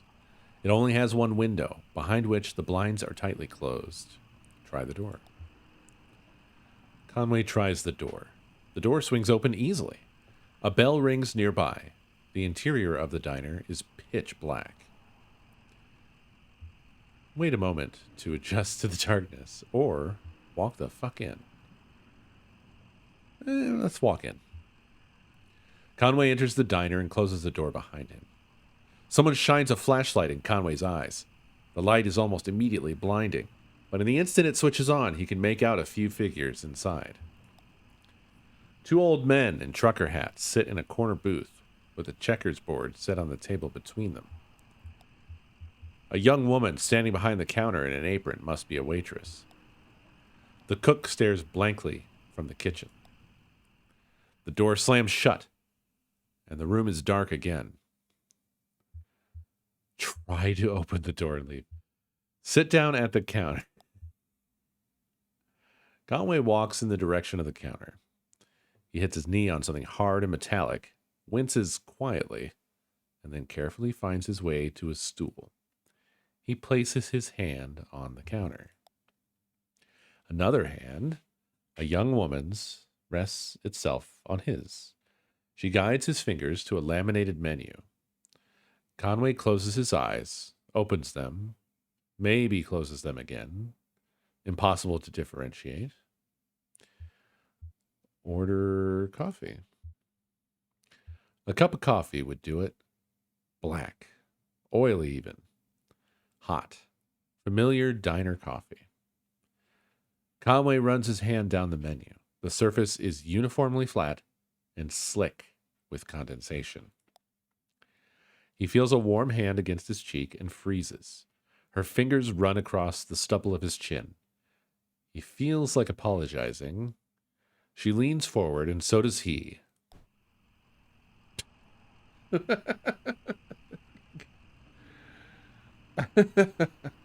don't know. It's amazing that that's where that cuts off. That's so funny. I'm sad because there were other choices. So this is probably a multiple playthrough kind of game, huh? If you really want to experience all of whatever it's going to offer you.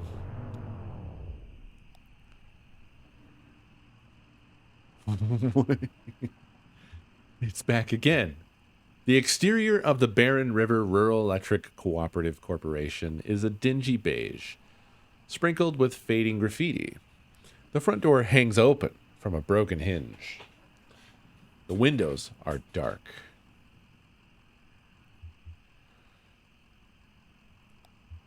Look in a window. Conway looks in a window. The windows are too dirty to see anything inside, but a few dim shapes. Furniture maybe, or livestock. Look in a window. Conway looks in a window. The windows are too dirty to see anything inside, but a few dim shapes. Furniture maybe, or livestock. I just lost my mind for a moment, sorry. Conway steps through the front door. The room feels empty with no furniture other than the built-in front desk, host to a disconnected telephone, and a few empty beer cans. Meandering lines of color have been spray-painted along the walls. Behind the desk, a hallway leads into darkness. Conway lifts the telephone receiver to his ear. There's no dial tone. The phone is disconnected. Listen closer. Conway closes his eyes. With the phone pressed close to his ear, Conway can hear a thin, quiet roar, like the ocean or the highway. Enter the hallway. Conway steps into the hallway. The hallway passes several smaller office doors. It quickly disappears into darkness. Something is glowing in the distance. Barely.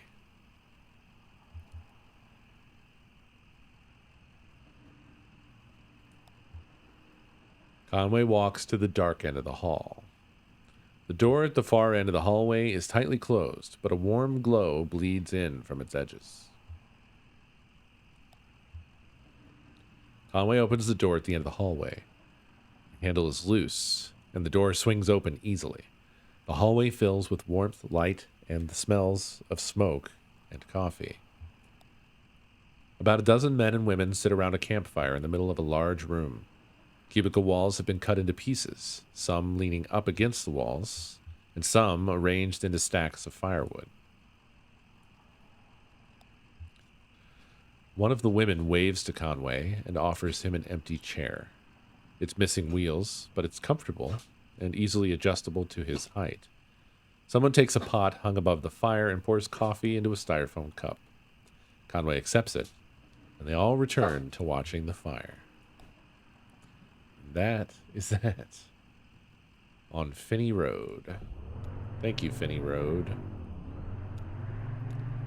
Old Bowling Green Road. This? Cleveland Avenue. L. Rogers Wells Boulevard. Main Street. Columbia Avenue. Veterans Outer Loop. Cumberland Parkway.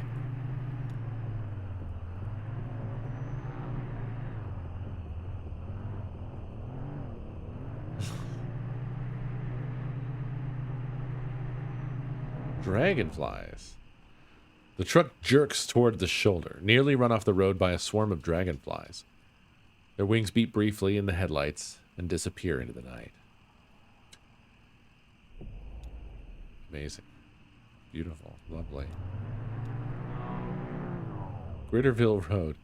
Dragonflies. The dragonflies vary their pace. As the truck approaches, they scatter. After a minute or two, Conway can hear a swelling whine to the southeast.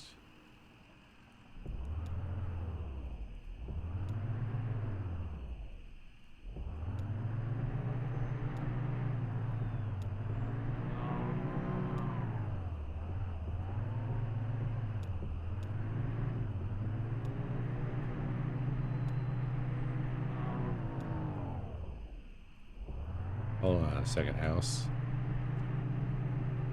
I thought we had something going on with these dragonflies, but I guess we didn't. Or I guess it's over.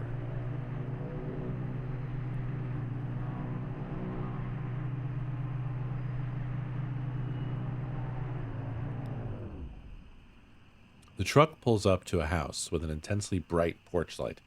A cloud of dragonflies swells around the light, darting, hovering, turning at right angles. There are no lights on in the house. A stencil on the mailbox reads, 2880 Beaker Boulevard, and below written in marker, no solicitors. I work for long hours and retire early. Huh. Jackson Highway, La Grande, Lanoke, Charlie Moran.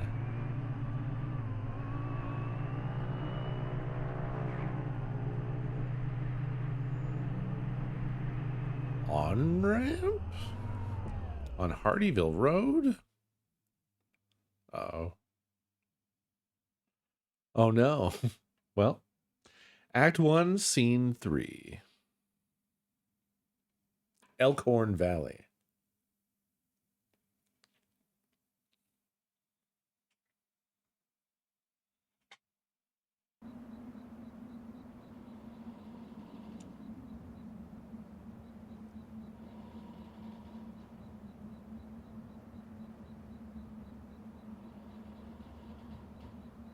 Please hold one moment.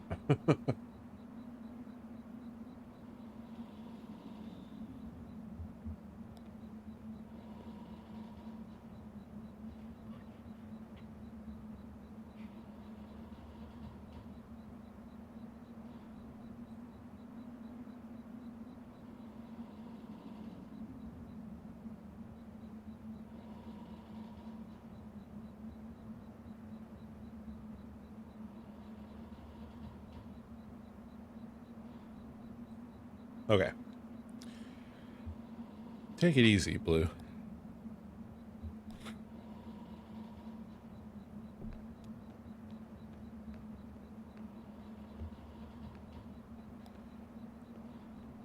Entrance to something. But what? Oh. Act 1, Scene 4, Elkhorn Mine. Oh, yeah. All right. Okay.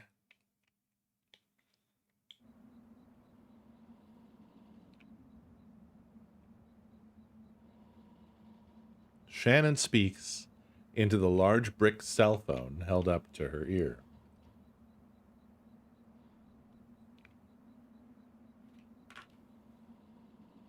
Oh, I'm steering her dialogue?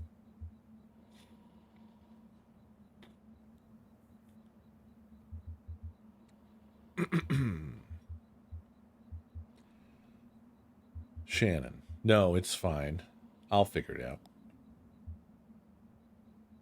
Phone inaudible.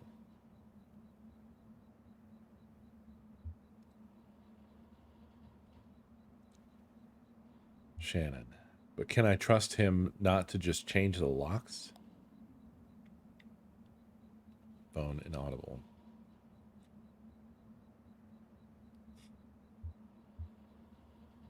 Yes, and I appreciate that, but...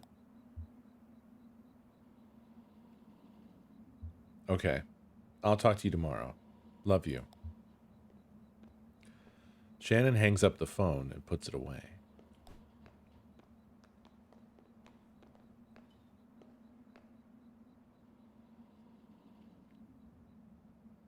Stranger.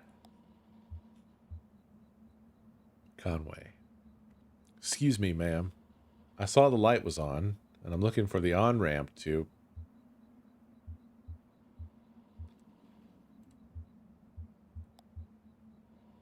Shannon. Are you here to kick me off the property? Conway. Oh, no. I guess you don't belong here either, do you? Do you work for the power company? The power company? Oh, no.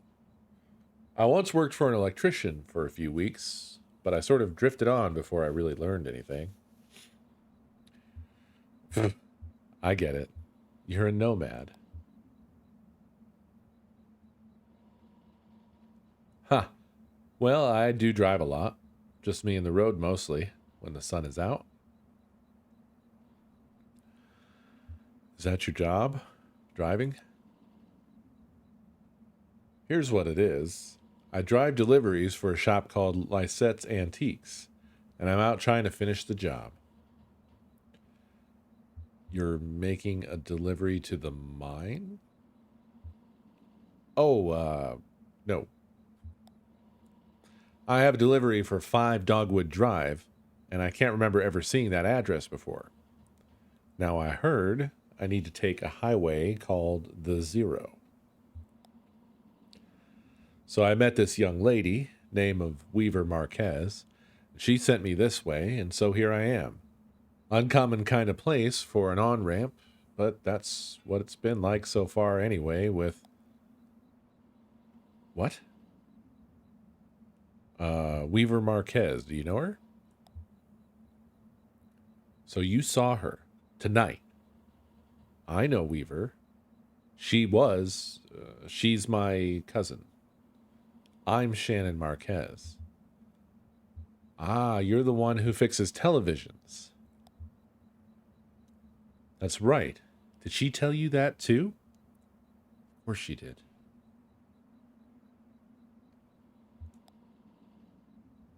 Weaver doesn't lie. One time, when we were younger, she told me my dad had been in a terrible car wreck. There was crushed metal everywhere, and we'd be hearing it echo through the house for years, she said.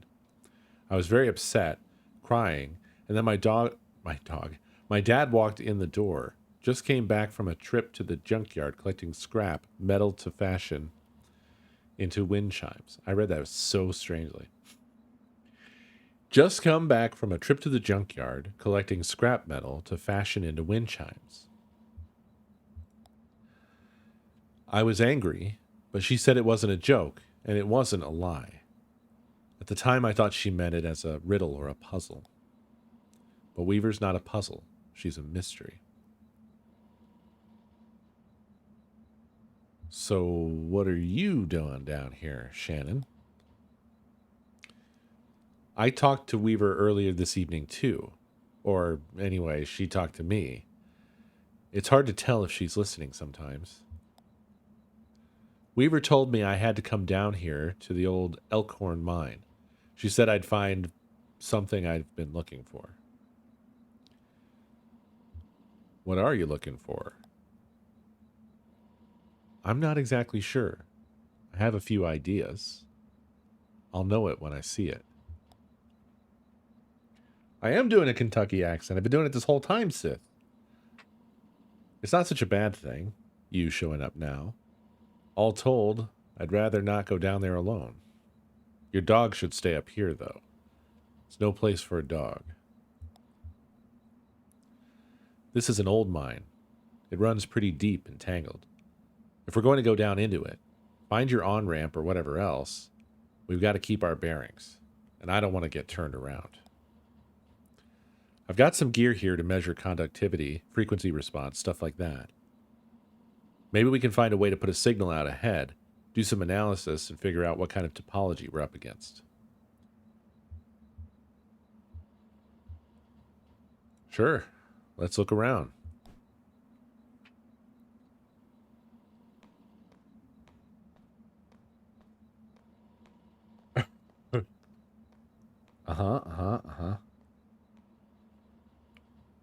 No work tomorrow. We'll see you, Blue. Take it easy, Blue.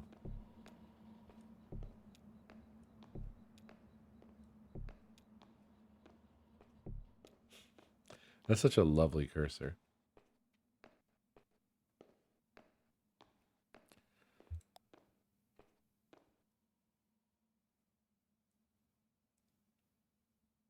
Is there something happening here?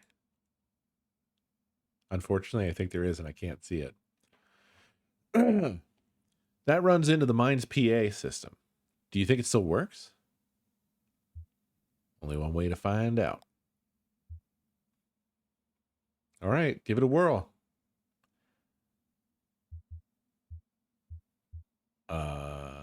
Is anybody down there?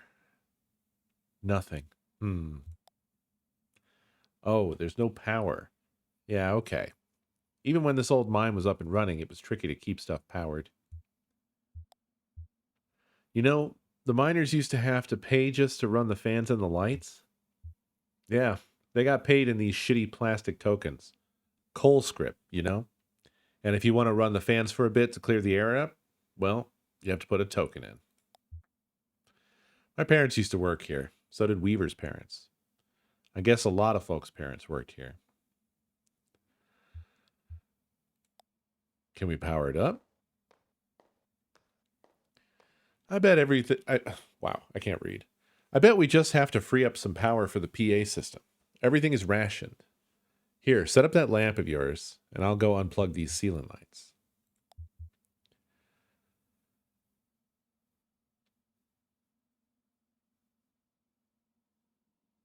Huh? What? Okay.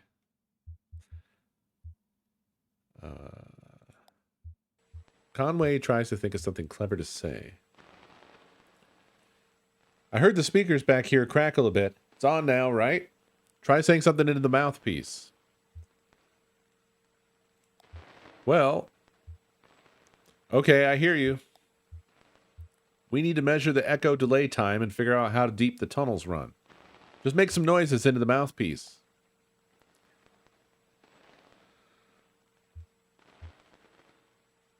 Conway taps the mouthpiece.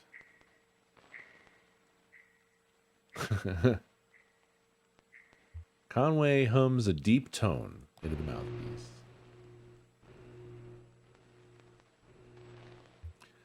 Conway whistles. Damn, that's a long delay. These tunnels run deep. I bet some of them have ruptured or joined up with a cave system. All right, I set up my spectrum analyzer. So just say something into the mouthpiece and we can get a sense for how narrow the mine tunnels are. Don't be shy, just say anything that comes into your head. Tell me a story about something. Or what did you have for breakfast today?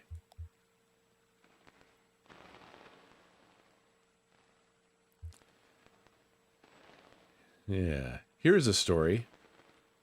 I used to work doing roof repair.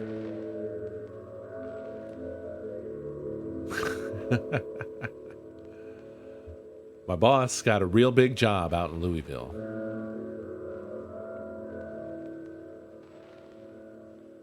I wonder if it's intentional that his voice kind of sounds like metal wind chimes.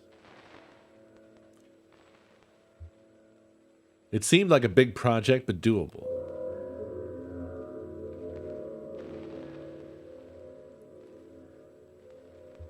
But I was too hungover and we ran late. Got it. Looks like the tunnels are pretty cramped. Yeah, low ceilings. Hope you're ready to stoop a bit. You're probably used to it.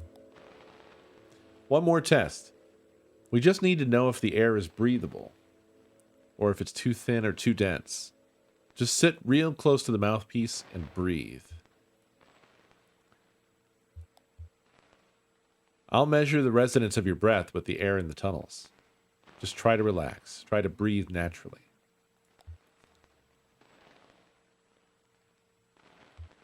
Conway breathes and thinks about resting.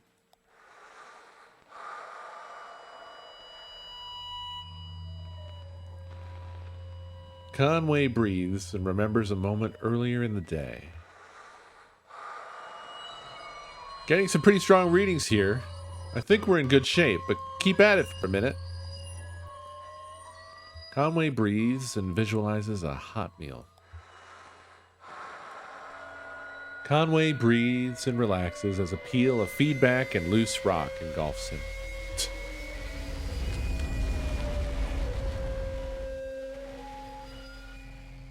Well, shit.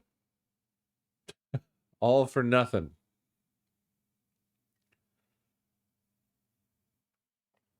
Act 1, Scene 5. Elkhorn Mine.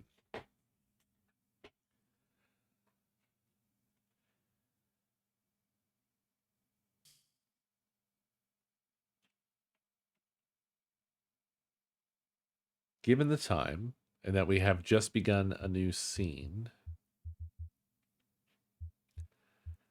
I can't tell if... I assume that it saves. I can load. Quit and select save slot.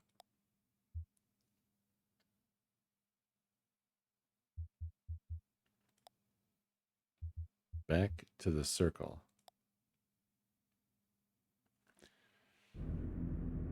Oh, I didn't notice the hands before on either side of the circle. That's pretty crazy.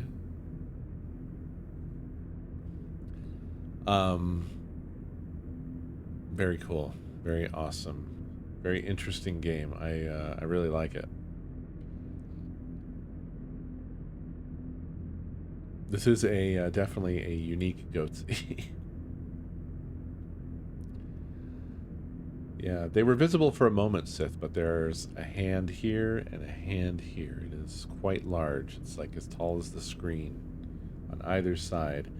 If you turn up the brightness or the contrast on your monitor, you might see it. Maybe you have to turn down the contrast. I'm not sure exactly. If I think about it, it kind of makes sense either way, but one way or the other, you should be able to. Hey, this is actually like turning now. It didn't do that before.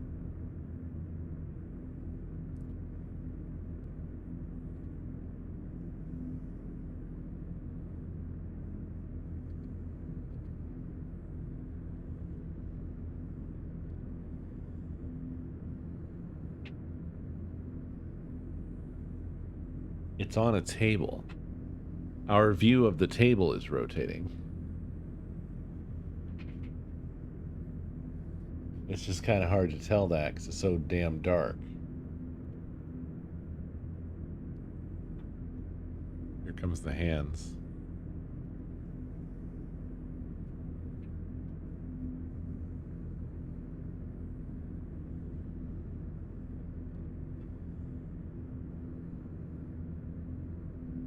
Actually, the circle might be turning independently of the table.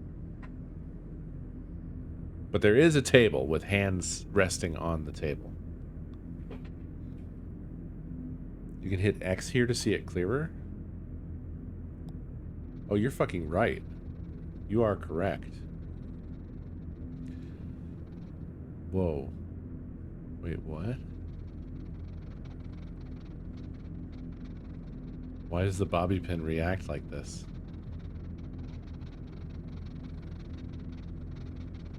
Okay, it's not independent of the table.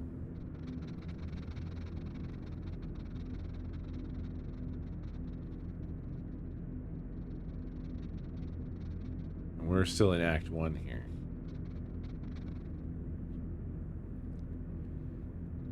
Act 1, Scene 5.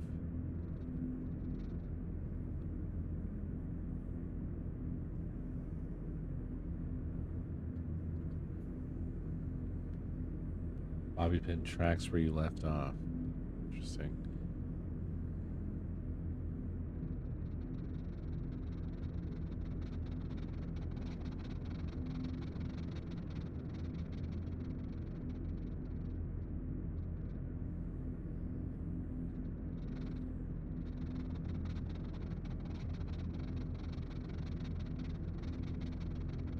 This is really cool.